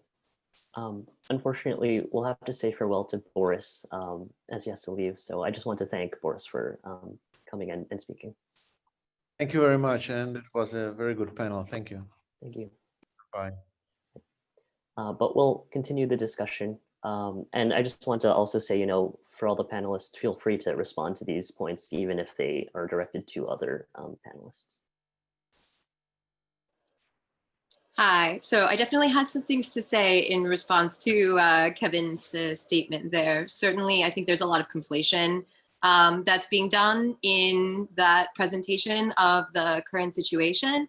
I think that a big issue that we would want to try to address is what we understand when we talk about social movements and the sort of like organic potential of social movements. I think still Kevin is putting this in the context of the mass movement that operates in this sort of public appeal to power, where you have a group of people who are out in some way demonstrating, in this case, you're saying to influence, this is going to sort of ultimately influence the Democratic Party. I think there's, you know, that there's an assumption there about the forms of mass organization and their goals that probably I would not agree with as a person who spent a lot of time on the ground in these movements. So I guess I would say to speak specifically of the current political issue that he's talking about with the George Floyd rebellion into the Black Lives Matter diffusion. Certainly, it's the case that the sort of political efficacy of that ground movement was swiftly undermined by the sort of identitarian claim to authenticity and legitimacy that was made by certain segments of the movement. From the ground, it didn't really feel like that was playing out in this sort of like political pageantry or political theater way that it normally does, but it does feel, in fact, like that's based on historical mistrust among people who have not had the opportunity, or have not rather made the opportunity, to work together really closely, addressing their shared material interests, to the extent that we have here in the Bay Area some of those relationships being built. You can see those relationships are leveraged in order to create better, or I should say more effective means of communication among people to sort of address some of the mistrust that's there. But I think it's extremely important that when we take into consideration why people might not trust each other, that we not attribute that to some sort of failing to understand the true nature of our interests as being interlinked, but that we understand that there is actually quite a lot more nuance to that situation. And in fact, as you said, there are a lot of ways where, without kind of rigorous engagement with the ways that the dominant ideological models have influenced us to exist in the world, that we are very likely to reproduce those problems. Now, I think that can also be said of the Marxist project, that in fact, it's been my experience that there's quite a lot of reproduction of the kinds of dominance that would be necessary to overcome in order to build the sort of trust that we would need to have a mass working class movement, if we want to understand it in that context. Now, I think that the argument that that there can be no hierarchy is wrong. The idea is that there can be no embedded hierarchy, there can be no structural hierarchy, that all hierarchy must be only at the consent of persons over whom power is wielded. Now, I think that since, to that very point, we have systems in place now where that is not the case, it's extremely important that we prefigure the modes of interaction that would allow us to be able to choose whether or not to consent to hierarchical organization. And in order to do that, we would need to default to undermining that so that we can make those choices with full agency, as opposed to just allowing them to continue to manifest, wherein you have experts standing at the top and telling other people what to do. For example, in this case where you're talking about having leftist academics in particular coming in to organize the working class. Now, it has not been my experience as a longtime organizer that is an effective strategy. I know a lot of people who are doing incredible work in labor politics. I grew up in a union household. I've always been a working class person. I've worked in the service industry for 15 years. My father retired from the union. I remember as a young child them going on strike and asking him what's going on here, and he said, we want everybody to have as good a life as we have in our little suburban home in Los Angeles County where I was growing up. Obviously, a lot of things in my own life to decide. I think that was really formative for me, and I definitely understand the importance of solidarity at the site of our labor and all of that. But I think that there's a sort of short-sightedness in that still at this moment. I think something really important that was brought up earlier is that this is in fact a systemic crisis. And I think one of the major things that we need to start to consider, and I think there's a lot of debate about this now, but is whether or not moving into the future from the technological position that we're in and from the social relationships that now exist, whether or not the labor theory of value is going to continue to hold the kind of significance that it did during the age of manufacturing, when we're moving into a kind of more complex understanding of how humans work in society and what services we offer to each other in order to justify our participation in a social project. So I think that that's something that really we would need to start to get into. And I think that one of the things that's really important, at least so for me, my study is in the relationship between climate change and social change. And so specifically what we see in this context in the era of climate crisis, which I think is a really interesting frame for us to kind of pivot to instead of thinking about the era of Trump or this sort of, I think, because I think we can start to understand the kind of like ways that historical authoritarian models are related to human migration and resource patterns, resource production and distribution patterns and things like that. So I think we can kind of like move from that to framing this within a kind of climate disruption, which is going to precipitate a lot of problems in terms of how resources are produced and managed so that people can, live the sort of lives that would include this kind of like specialization that we've developed and through the project of modernity and whatever else. And what we see in climate reality is that due to, in large part, the externalization of risk under capitalism, that climate crisis is widely differentiated across the globe. And that among the spaces where climate crisis is currently most acute is where you see a lot of interesting innovations in new social forms and social identities that are more focused in participatory community basic needs management and participatory community governance and these kinds of things that I think are actually really foundationally important to the kinds of social change projects that are going to take hold.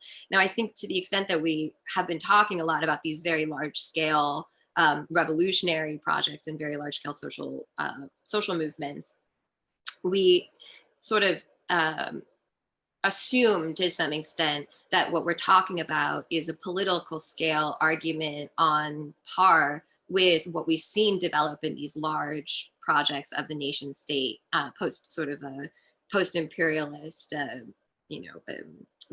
hard-bordered world. I don't personally think that that's going to hold. And this is, again, based in my research in climate crisis and the sorts of social disruptions that are involved with that. I think that we already see a sort of shrinking of state repressive capacity to the sort of industrial core, or the imperial core, and you see an abandonment at the periphery of or a breakdown of states. And so in those spaces, you see people creating new projects, which I think are really fundamental for us to look into to try to understand what social change can and maybe should, or like what we might want to see moving forward. So I think that this question of parties to me is a somewhat antiquated question that I'm not as interested in, specifically because I think the structures that are necessary, the stability that's necessary in order for those to be the dominant space of social and political interaction are breaking. And I don't think there's much hope for that. I don't hold out much hope, or I wouldn't call it hope, but I don't believe that they will hold. I think that we will see, that we even see now, say even just domestically here in the United States, that there is increasing separation in terms of what's going on in the centers of capital accumulation and the peripheries where, the essentially superfluous populations have been abandoned, excluded from the formal economy in a lot of regards, and that the service sector has sort of expanded over the past decades to absorb them, but that also is dependent on particular kinds of resource access, which I think we will see increasingly disrupted.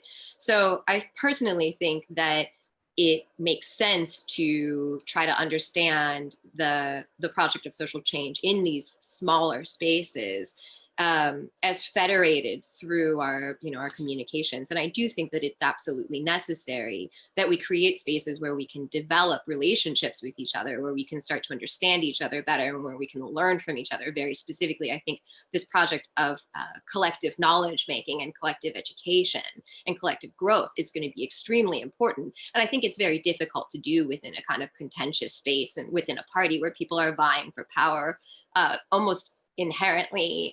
I've never been in an organizational space where it was possible to avoid those kinds of even informal arguments, but I have been in many spaces where you knew all the people that you were working with, and when that was happening, it was possible to sort of intervene on principle to kind of push things forward, right? Where we can check ourselves and we can grow and learn together.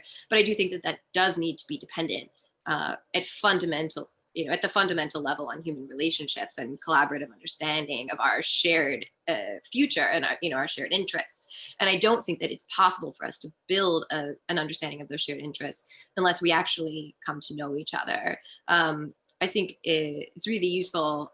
There's an essay by David Graeber where he makes this proposal that essentially the interpretive labor is what he calls it, of learning to be able to understand other people without violence is done by persons who are excluded in positions, socially excluded from the kind of power that you need to wield in order to reliably get a particular kind of behavior from someone without knowing them. You can't, like, I'm not doing justice to his theory, of course, but essentially that it becomes necessary for us to know each other if we wish to have relations that do not depend on the threat of force. And I'm not convinced from my own experience, and this is part of the reason that I left, but part of the reason I left the DSA is that I know, and I do have quite a lot of friends in there still, but it's not my experience that this is a form, that the party form or the attempt to build these kinds of mechanisms that can take this particular sort of power, that this is a space where we can really honestly build the relationships of mutual investment, and that we need to secure our basic needs in the age of resource destabilization, and that we can also sort of understand, oh, sorry, am I being too long? I'm going too long here, sorry. That we can sort of understand that in these situations where resources do become scarce, there's an increased likelihood that the sorts of authoritarian and small-scale fascist projects that we've been seeing coming up on the rise now will take hold. And this is something we've seen in California. So I'm from, my parents are in Redding, and I know there's like quite a lot of white nationalism and fundamentalism up there. And you're seeing, around the wildfires, and you're seeing around COVID, you're seeing armed militia groups coming out to protect their, perception of the social order. And I think this is really important that we think about whether or not a party has the capacity to actually speak to that. Thanks. I think this is a kind of related question as well, and maybe we could also start with David if you have any thoughts on this question. So this is a question by David Fays, and he says, it seems to be assumed that we will no longer be living in the age of Trump once Trump leaves office. However, it was noted by Boris that Biden will likely continue many of the same conservative policies of Trump. Others on the panel seem to suggest that discontent with Biden will help strengthen the left. And David continues, I remember this same idea was expressed regarding Obama, but Black Lives Matter and Occupy, which emerged under his presidency, have not led anywhere but the Democrats. And the question is, how do the panelists think of their strategy for the next 4 years? And how does it relate to or differ from the left's strategy under the Obama administration? And how will the left be able to mobilize in the age of Trump minus Trump's presidency? So this is perhaps articulated against party politics as well.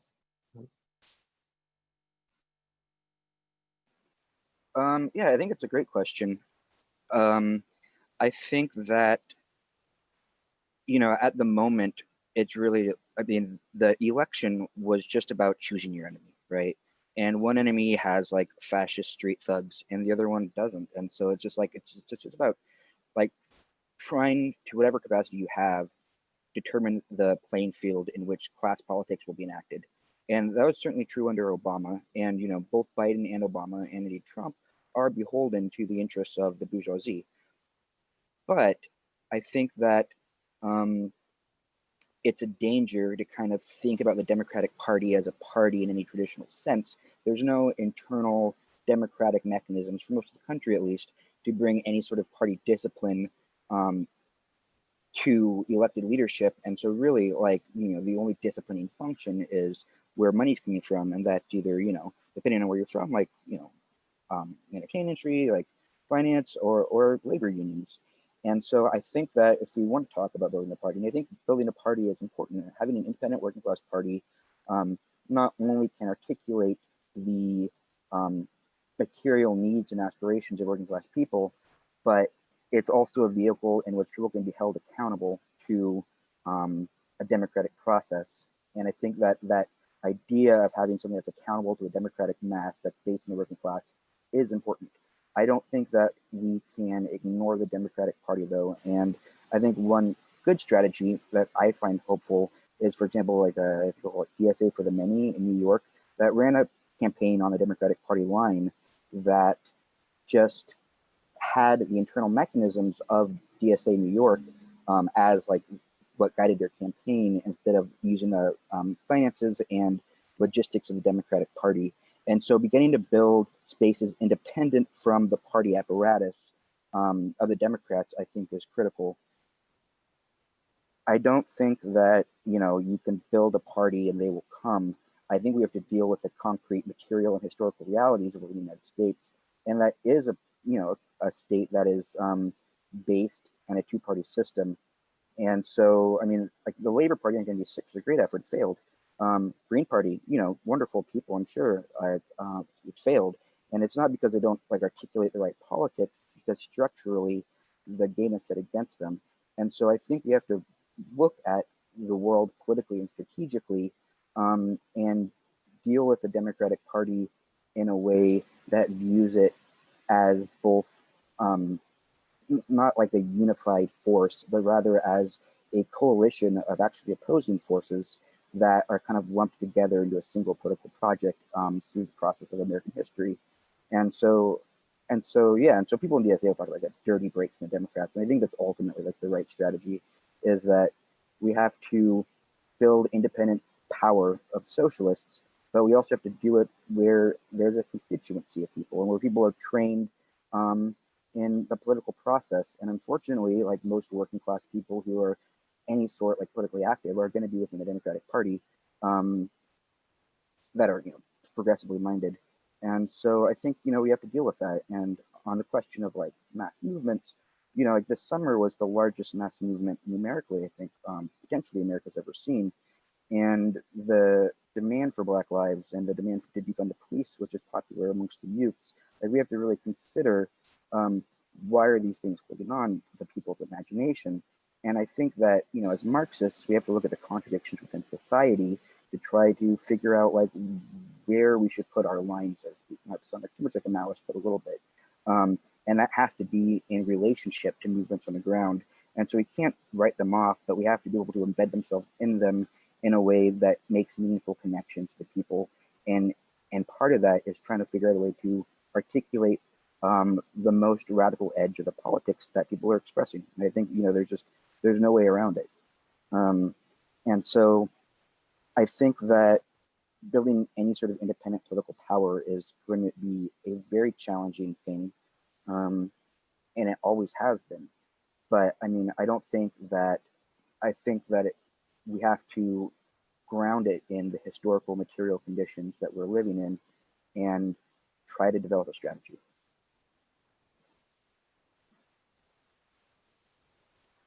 Thanks. Another question, perhaps this is a sort of general question related to what David was talking about in terms of Marxism. And the question is it impossible to be a Marxist today? If so, why? And if not, Why is it that we can claim a continuity with the past? And this is a kind of general question for any of the. Well, I think I think that's actually a pretty easy question to deal with. The question of the party is very complex. I strongly disagree with the conceptions that are being expressed on the party, which I think everybody knows, so I'm not going to go too much deeper into that. But on this issue, I think the continuity is essentially Marx's work Capital was about capitalism. We're still living in a capitalist society, and his work doesn't just cover capitalism as sort of this unmoving, unchanging thing. His work, along with Lenin's imperialism, follows the stages of development and ultimately decline of capitalism. So really, we're living in late stage capitalism, but we're still living in capitalism. And everyone on this call is a worker. If you depend on a wage for your survival, you're a worker, okay? It's not something that is sort of, you know, like I said, stuck in the industrial age and it's only for steel workers or guys from the Stalinist posters or something like that. You know, it's completely, it's the same capitalism, the same fundamental class conflict, the same fundamental profit motive. So the continuity is extraordinary. And in fact, I think Marx has become incredibly popular, especially in academia, because there's just this acknowledgement that a guy who was writing at the very beginning of capitalism was able to come up with an assessment using this philosophical approach of that system and its ultimate decline and how it would decline. And it is declining very consistently with everything Marx, Lenin, Trotsky have written. And I think in terms of, you know, so I think the continuity is just without question. You know, I think the real issue is what's the new content today? Where is the battle today? Where's that at? How do we find it? How do we organize and fight it through? And unfortunately, you can't get around it. You have to have a party. The Democrats have a party. They're incredibly powerful. They're able to pull groups like the DSA and other groups in tow and essentially get them to do things that benefit them and their constituency, and ultimately never really give them or meet any of these policy proposals. And they're going to continue to do that with the DSA. It'll be the plaything of the Democratic Party on and on. I mean, that's reflected by a sort of demoralized attitude that somehow, because no third party has ever come up and the Democrats are just so powerful, it's almost like Stockholm syndrome. We've got to adapt to them. Well, this is just the kind of thinking that is really preventing the kind of progressive development that we want. And, you know, a party is sort of like a technology, you know, it's like telling someone going into war and the rival has a machine gun and you say, well, you know, for principled reasons, I just don't want to use a machine gun. Well, guess what? You're going to lose.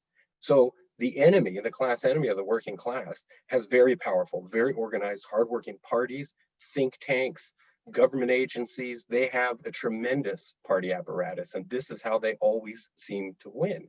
So the only alternative to this is for the working class to develop something similar, and that is what was done in the Russian Revolution.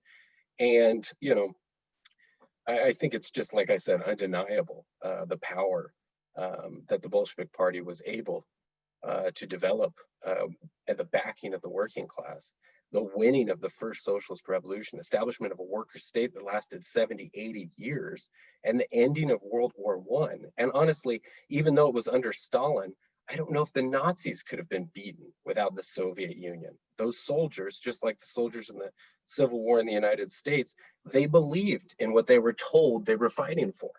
And that's a large reason for why they won. So, you know, as much as it seems difficult or it seems unpalatable or kind of, you know, scary or something like that, that's basically where the working class has to mature. This is where political consciousness, socialist consciousness, real understanding of Marxism and class society is very necessary. And the party doesn't just function to win elections. In fact, I think that wouldn't even really be the point. I think the fundamental point is an organizational hub and a training center, a place where people, workers, people who voted for Trump, people who voted for Biden, people who are in Black Lives Matter can come when they are serious and they're tired of being fooled and get a real education in the class struggle, really be armed intellectually and organizationally with power. And I think that's critical. If you don't have that, then these spontaneous protests, they'll develop the way that they've been developing, which is really just a disaster, a mess. And it ends up making the left look bad, you know? So then you can have Tucker Carlson go on and say, oh, look at the left, look at them go again. You know what I mean? And really, it was just a disaster. There's no results of any of these protests. And it just, you know, there was ridiculous violence. I mean, it was a joke. The civil rights movement, for example, was very well organized. It was extremely powerful because of that organization. They were able to control the use of violence for when it was necessary for defensive purposes and only in a politically principled way, self-defense. And they were able to survive that way. The thing is that violence is just a reality in these situations. And so the question is, how is that going to be dealt with? It's not, can we just not do it? Because the police are not going to take that attitude. The agents of the state will not take that attitude, you know? So the workers have to be prepared if they're going out on the streets. They have to have a plan. And ultimately, they do have to, the party has to be governed and led with the consent of its members. I totally agree with that statement. The thing though is that that consent is given to the leadership that is actually reaching the goals that the party has stated they want. So it's, you know, the Golden State Warriors here, they don't put somebody who's just like a really nice guy who loves basketball on the team, because he might suck. He might actually miss all the shots and lose the game, all right? So it's really elementary stuff. They want to win the game, so they find the people who get them the closest and most effectively to that end goal, okay? And that's why they're a winning team. I don't want to sound overly jockey or like super macho with this, but I do think it's actually a helpful analogy. That's the party. The party has to function in that way. You know, the most effective leaders, they're the ones who have to rise to the top. It's not this Stalinist nightmare. I mean, Stalinism needs to be dealt with. That's a separate discussion, but the idea, real Marxism is not that. That was an aberration. It has nothing to do with actual Marxism.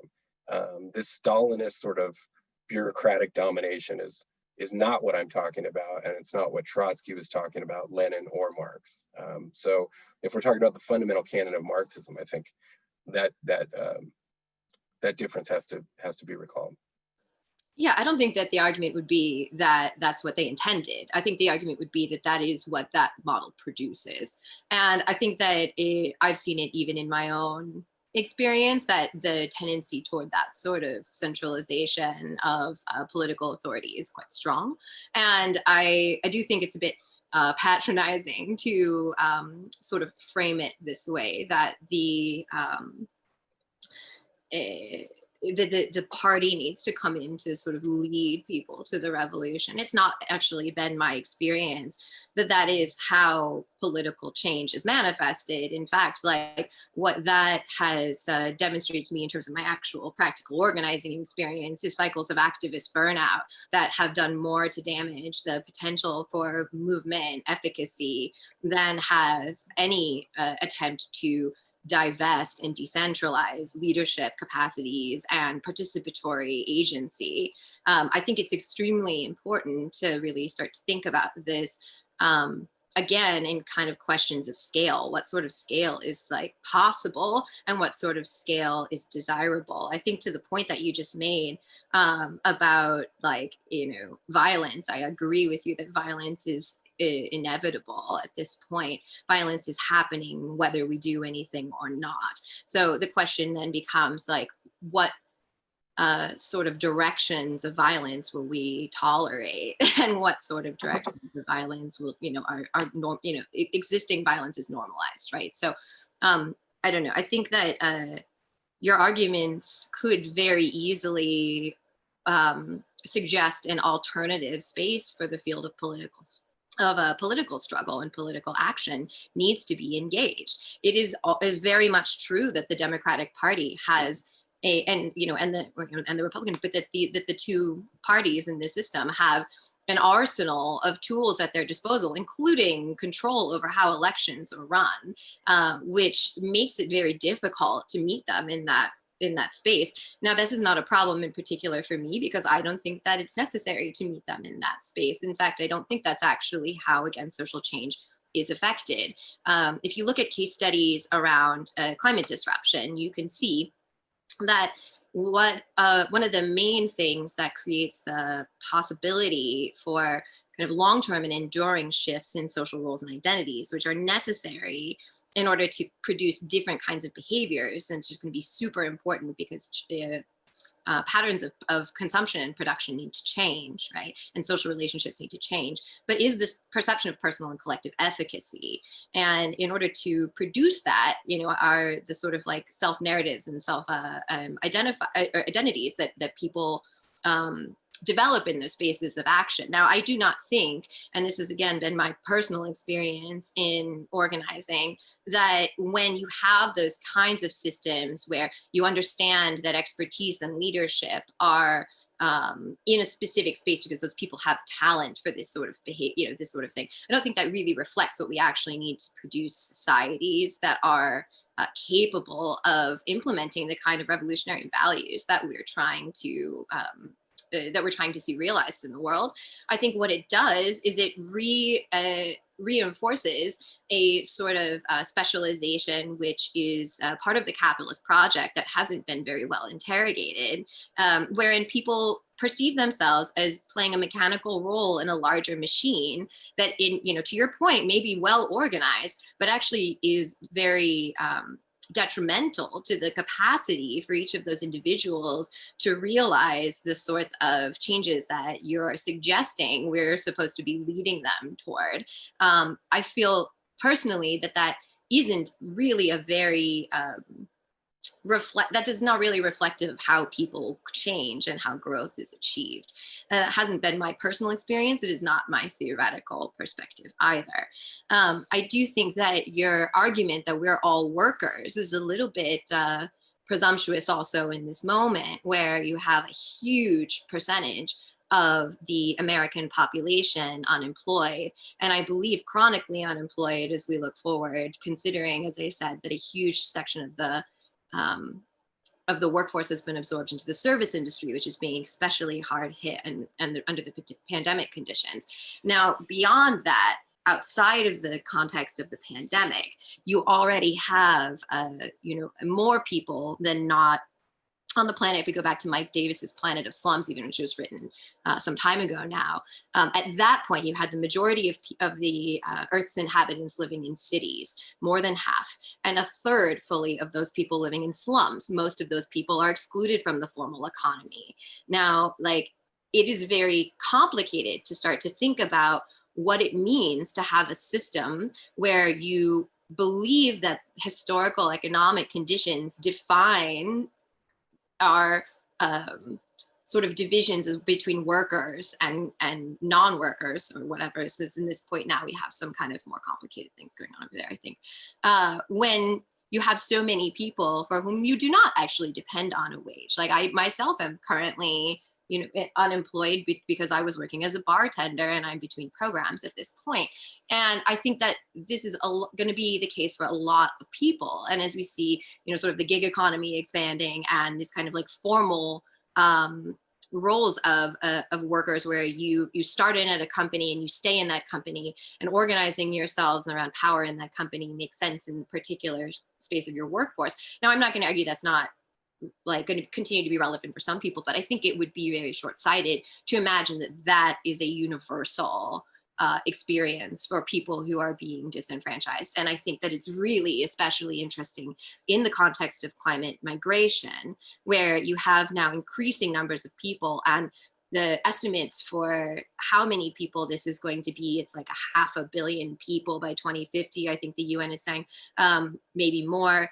Displaced persons who are likely to become stateless, especially in conditions of global social unrest, as you were saying, and possible war, who are then excluded not only from the formal economy, but from any formal political protections, because as we know, without a state, you have no political rights as in the current model. So I think that this really gives us a lot of space for why we might want to start to think outside of those confines, outside of the sort of it's outside of the scales at which party is an intelligible forum, or outside of the scales at at which we're even thinking about ourselves as working like against the Democratic Party. And we start again, as I said, to start to think about what does it actually look like to organize ourselves around basic needs security, right? And what we might be able to do if we try to focus on the sort of forms that make that more or less possible, and create the kinds of relationships that allow us to build together a sense of what sort of world it is that we are trying to live in. Because I will say that it's probably not going to be the same for me as it is for Kevin or as it is for David. That doesn't mean that we shouldn't be working together, because our interests more likely overlap than they conflict. And that there needs to be space in which that can develop and I think that this sort of concept of like democratic pluralisms and like participatory democracies, federated democracies, is really exciting. And I think that this is where a lot of like what's new in the world right now is kind of going, from my perspective, at least as a climate social change researcher.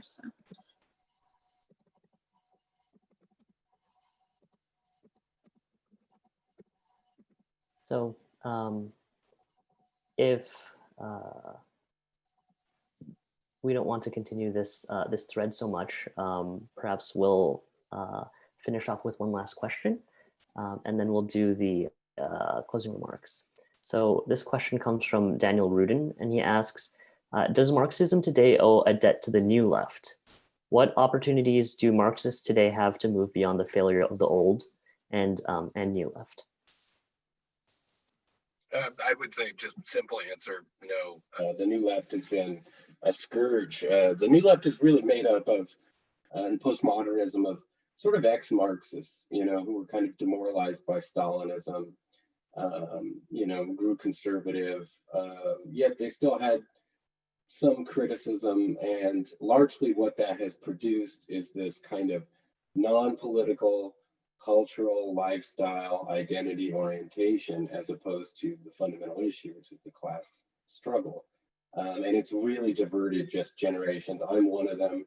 Everybody who went to university in California has basically been indoctrinated by that group. And I think that is one of the fundamental problems in developing socialist consciousness at this point. So, they definitely have interesting things to say. I don't want to say that it's not worth looking at. I think Marcuse has a good book, Reason and Revolution, where he defends Hegel. It's actually pretty well done. But he's probably one of the most dangerous of all of them, because he is so clever. But I think those books should be studied, I think, from a critical perspective. I think that really is necessary to sort of clarify the political issues and get people to seeing the difference between what the new left had on offer and what Marxism is in reality. So it's a good question. I think it's worth looking at.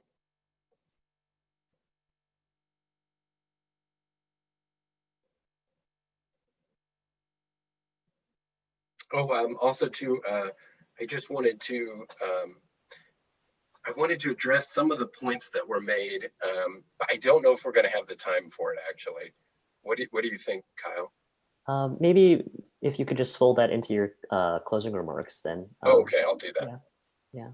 So, I mean, I think David, did you want to say something? Oh, sorry, I got lost. I think that, both the old left and the new left are ultimately failures. And I think that, we have to look critically at both. I mean, I am very sympathetic to Kevin's argument that the development of postmodernism is, a detriment to the left and a shift away from class politics. I think that's undeniable. But in the same breath, I think that, the movements that spring out of the new left, kind of excluding maybe the white student movement, around issues of colonialism, around issues of gender, race and class, as the book says, I think, are very much worth studying and, and learning from them.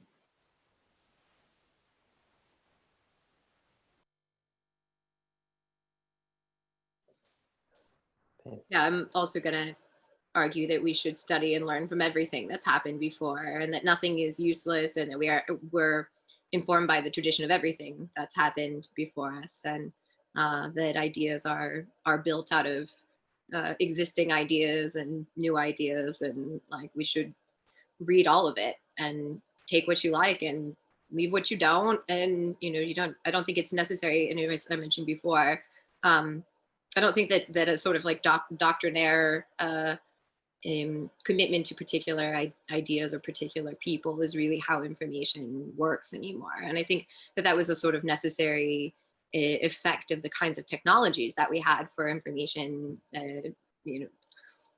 access. And I think that we sort of understand that differently now in the age of the internet, and that again is for better and worse. And that there's a lot more that we need to do, I think, in terms of producing capacities for analysis of all of the stuff that's going on, and kind of bringing things together in ways that are useful in the context that we're working in.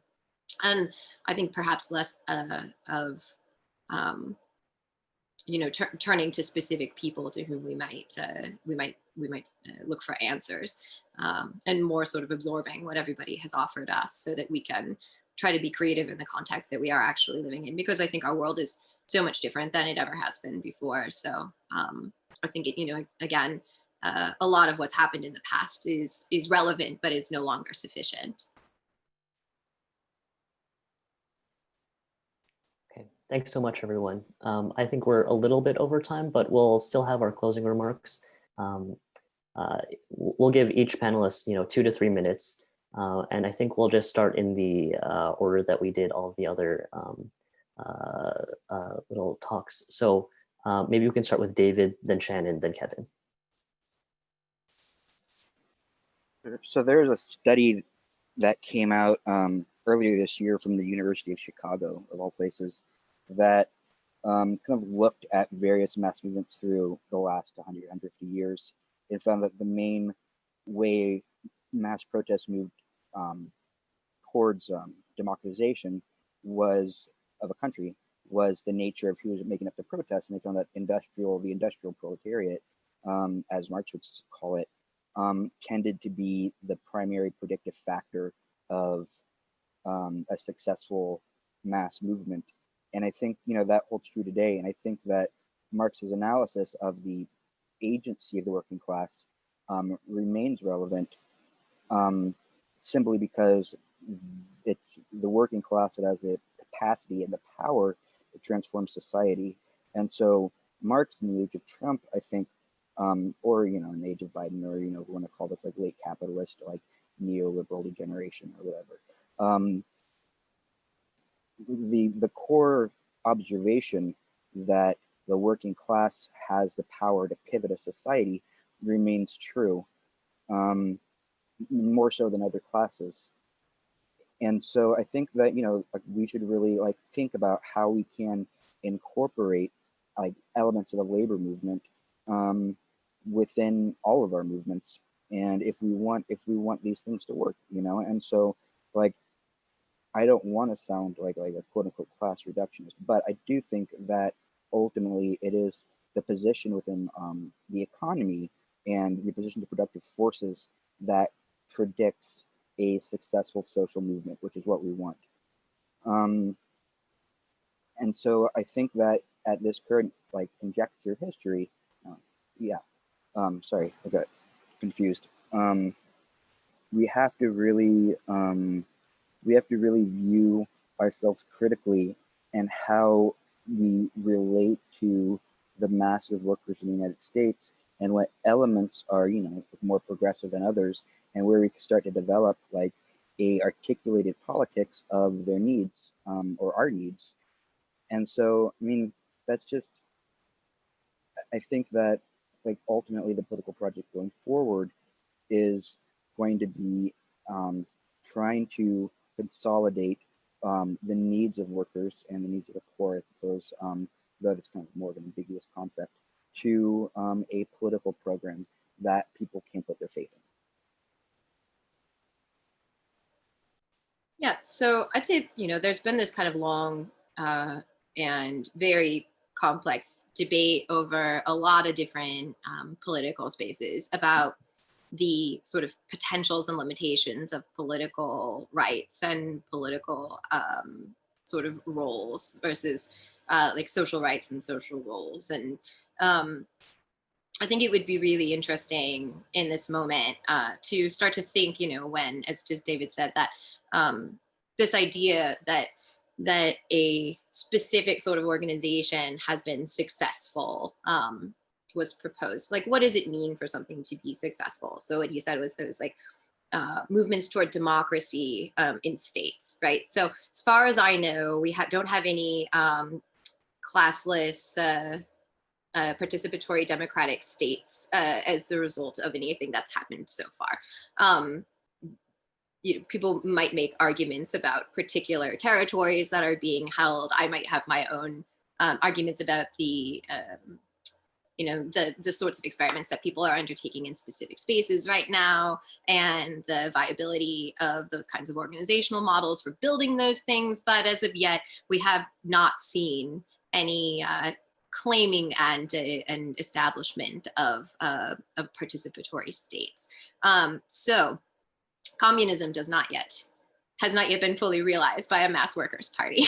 And I want to point back to this question that I have, which is like, we don't, as far as I can tell, have any clear, definitive understanding of how that might work. And when we start to identify who the revolutionary agents might be, who's best positioned to affect some of the changes that we want to see, it still seems very useful to me right now to question whether or not it's people who are in fact working for wages, or it's people who are formally excluded from even access to the opportunity to do that, as we have a growing population of people who are totally disenfranchised from their political rights. Now, that's not to say that I think that we should separate from those people, very much the opposite. I think that we should be thinking about what kinds of projects allow us to integrate the interests of the very many people who are suffering under these systems. And I think that a lot of that is going to have to do, again, with basic needs security in those spaces that we happen to be located, which are very different in relationship to power, and will thus be very differently affected by the reorganization of the sort of global economic and political systems that's currently underway. I don't think that there's any particular thing that I've seen yet that seems like it's going to work everywhere. And so thus, I think it's very important that people be trying many experiments all over in conversation with each other so that we can learn from each other. And I think that, in fact, the varied experiences we've already had have allowed for vast differentiation in expertise on a lot of different questions. And in my own organizing, I've very much seen this to be the case, coming together with groups of people from all over the continent. For example, for the Symbiosis Congress 2 Septembers ago, allowed us to see what kinds of knowledge had been developed in amongst our compañeros in Oaxaca, and to compare that with the knowledges that have been developed with the Cooperation Jackson Project, and with our comrades who are living in sort of separatist farm community projects, and with our comrades who are working on these larger scale kind of, projects of collaboration that are more focused on people who don't know each other as well. And there's a lot of different things that we're going to need to be able to bring together. And I think that the most important factor in our being able to achieve that is humility. And I think that that's going to be one of the really big things that we need to kind of focus on. We don't know. There has been nothing so far that has allowed us to build the world we want. We have things maybe that we have seen that look similar to what we're trying to do, or that maybe speak to the stories that we have of how they are going to be possible. But in fact, they haven't been yet. And I think that the stories that we have been telling about how society can change have been proven to be insufficient, because in fact, people don't respond to them very well. I think that, it's complicated, right? When you try to understand the world from a leftist perspective, it's huge and complex and messy and scary, because in fact, a lot of the things that people try to depend on, we are saying, no, you can't or shouldn't depend on that. And I think that there's something really fundamental about human sort of psychology and human like emotional experience that is sort of missed in this kind of what appears to me at least to be a prescriptive kind of understanding of the situation that I think misses a lot of what is really fundamental about how people actually change. And what actually makes it possible for people to deal with the contradictions that we're asking them to face, and what actually makes it possible for people to like engage with each other in hopeful and collaborative ways in the face of a lot of uncertainty and a lot of really scary shit that's going on right now. So I think that's really, I think my most important point is that I think there are a lot of possible interventions where we can start to really address some of the core issues that we're trying to look at. For example, like I think there's an attack on private property that's really inherent in migration and in the abandonment of wide swaths of the planet and the sort of especially now we're seeing in parts of all over the world as people are moving from somewhere to somewhere else. What does private property mean when the place that you're supposed to be is no longer habitable? What does private property mean when you have towns abandoned because of the collapse of industry in some places, and in other places you have people living on top of each other in informal structures? I think this is that there's, just as one example, there are a lot of points of intervention. And I wouldn't argue that a Marxist frame isn't useful in understanding these. I would argue it's extremely useful in understanding these, but I would argue that we would also need to be able to look beyond some of the assumptions that we are supposed to be taking for granted if we're going to really understand the complexity of the situation and be able to offer the kinds of stories of change that people can see themselves in, that make it possible for them to sort of imagine themselves as playing a different role in the world, and a role in the world that looks more like the world we want. So I really appreciate everybody today. Sorry, it's like always very complicated, I feel like, to come into a space where we're talking about Marxism as an anarchist, because I'm like, you can't, there, again, as I said in the beginning, there's no one anarchist line, and I can only really speak for myself, and I can try to give some historical context, but it's always very challenging to try to bring forward a whole tendency, which is impossible to wrap up into one thing in these sort of contexts. So I appreciate you all bearing with me, and I hope I haven't been talking in circles too much.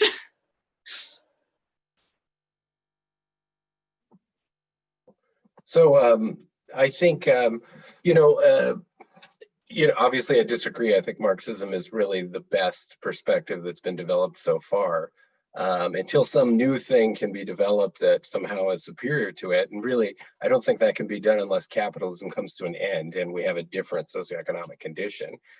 This is what we're going to have to deal with. This is the best weapon in the hands of the working class, the best tool for actually getting us to a higher level of socioeconomic organization and greater freedom, which we all want. I think the issue with anarchism is exactly how it's been explained. It's really very eclectic. And this is the problem in terms of the tasks that the working class has before it, the enemies that it has before it, the power that they have. We have to have something that's more integrated, I feel like, more clear, and more sort of scientifically developed based on an analysis of the socioeconomic system we're living in and its potentials, and there have been models that work. We don't want to think just in terms of the last 6 months. The Great French Revolution, the revolutions of 1848, unlocked bourgeois democracy and freed us from feudalism. How did that happen, right? That was a huge level up. The Russian Revolution, the first worker state, massive achievement. The destruction of slavery in the United States, the organized destruction of slavery in the United States. These are all great movements of people. They were able to do it, and they were all incremental movements toward a society that is more rational, more humane, and has greater freedom. So the last word in this technology is Marxism. The Russian Revolution is the thing that we have to deal with, and that more has to be talked about. I think the major issue here is the difference between Stalinism and Marxism, Stalinism and Trotskyism. That has to really be developed, I think. But ultimately, I'm not really so pessimistic. I think things are better for socialists and Marxists than they've ever been. Both parties are totally discredited. People are increasingly wanting actual socialist movements, not sort of socialist movements that look like it and are really Democrat movements. So I think it's a great time to organize. The problem is resources, you know, and ultimately, I think it's going to come down to real grassroots efforts, not sponsorship by corporations or anything like that. But, you know, if you were to gather 5 people who understood Marxism and were willing to meet on a regular basis, develop a program, go out to neighborhoods and work and meet workers, talk to them, leaflet with them, win them over, I think you could grow a tremendous movement in California and across the country. So I'm very optimistic. The potential is great right now. I think what passes for the left has just got to get its act together and kind of just grow up. You know, unfortunately, that's the reality. I don't want to sound like some obnoxious parent, but I think that really is it. And wise up. I mean, socialist consciousness is a really critical component of that development. I did want to mention, though, on the unemployed, I think those are workers, okay? Just whether you have a job or not, you're still a worker because you have to depend on a wage. I agree with you, they should be organized. They could be a real fighting force in a movement on the streets coming up organically. They have the time. They have been dislocated from society by being removed from their job. They have the anger. They've suffered worse than most people. The pain of capitalism. These people are perfect, actually, to develop a party. So I think they should be talked to, and they should be recruited, and they should be treated just like every other worker who is employed. And then on top of that, I just wanted to say thank you to everybody. I think the discussion was excellent personally. Obviously, there's a lot of disagreement, but I believe that in the conversation, the real positions of the presenters came out, and I think the spectators, the people watching, probably got a very clear idea of what the differences, where the differences lie. So I think in that term, in that sense, it was a great success, and I'm really happy that you guys all participated. And I thank Platypus too for putting this on. You guys have been really great, and I think you're very unique in encouraging discussions and organizing discussions like this right now. So don't quit. Now's the time to double down on it. We should do it every month, honestly. Thanks, Kevin. And I just want to sort of echo what Kevin was saying. And I'd like to give a massive thank you to all of our panelists for talking. Thank you. And also thank you for the audience for attending. We really appreciate everything. So again, this has been a panel by the UC Santa Cruz and UC San Diego chapters of the Platypus Affiliated Society. And we're going to just post again the sign-up sheet for anyone who wants to get involved with our activities. And of course, we'd like the discussion to remain open and to continue. So if you'd like to submit your thoughts to the Platypus Review, you can email us at, and again, we'll put this in the chat, editor@platypus1917.org. So I just wanted to say thank you to all and have a good rest of your day. Okay. Thank you. Thanks, everyone. Thank you. Yeah, thanks very much. Yeah. Solidarity.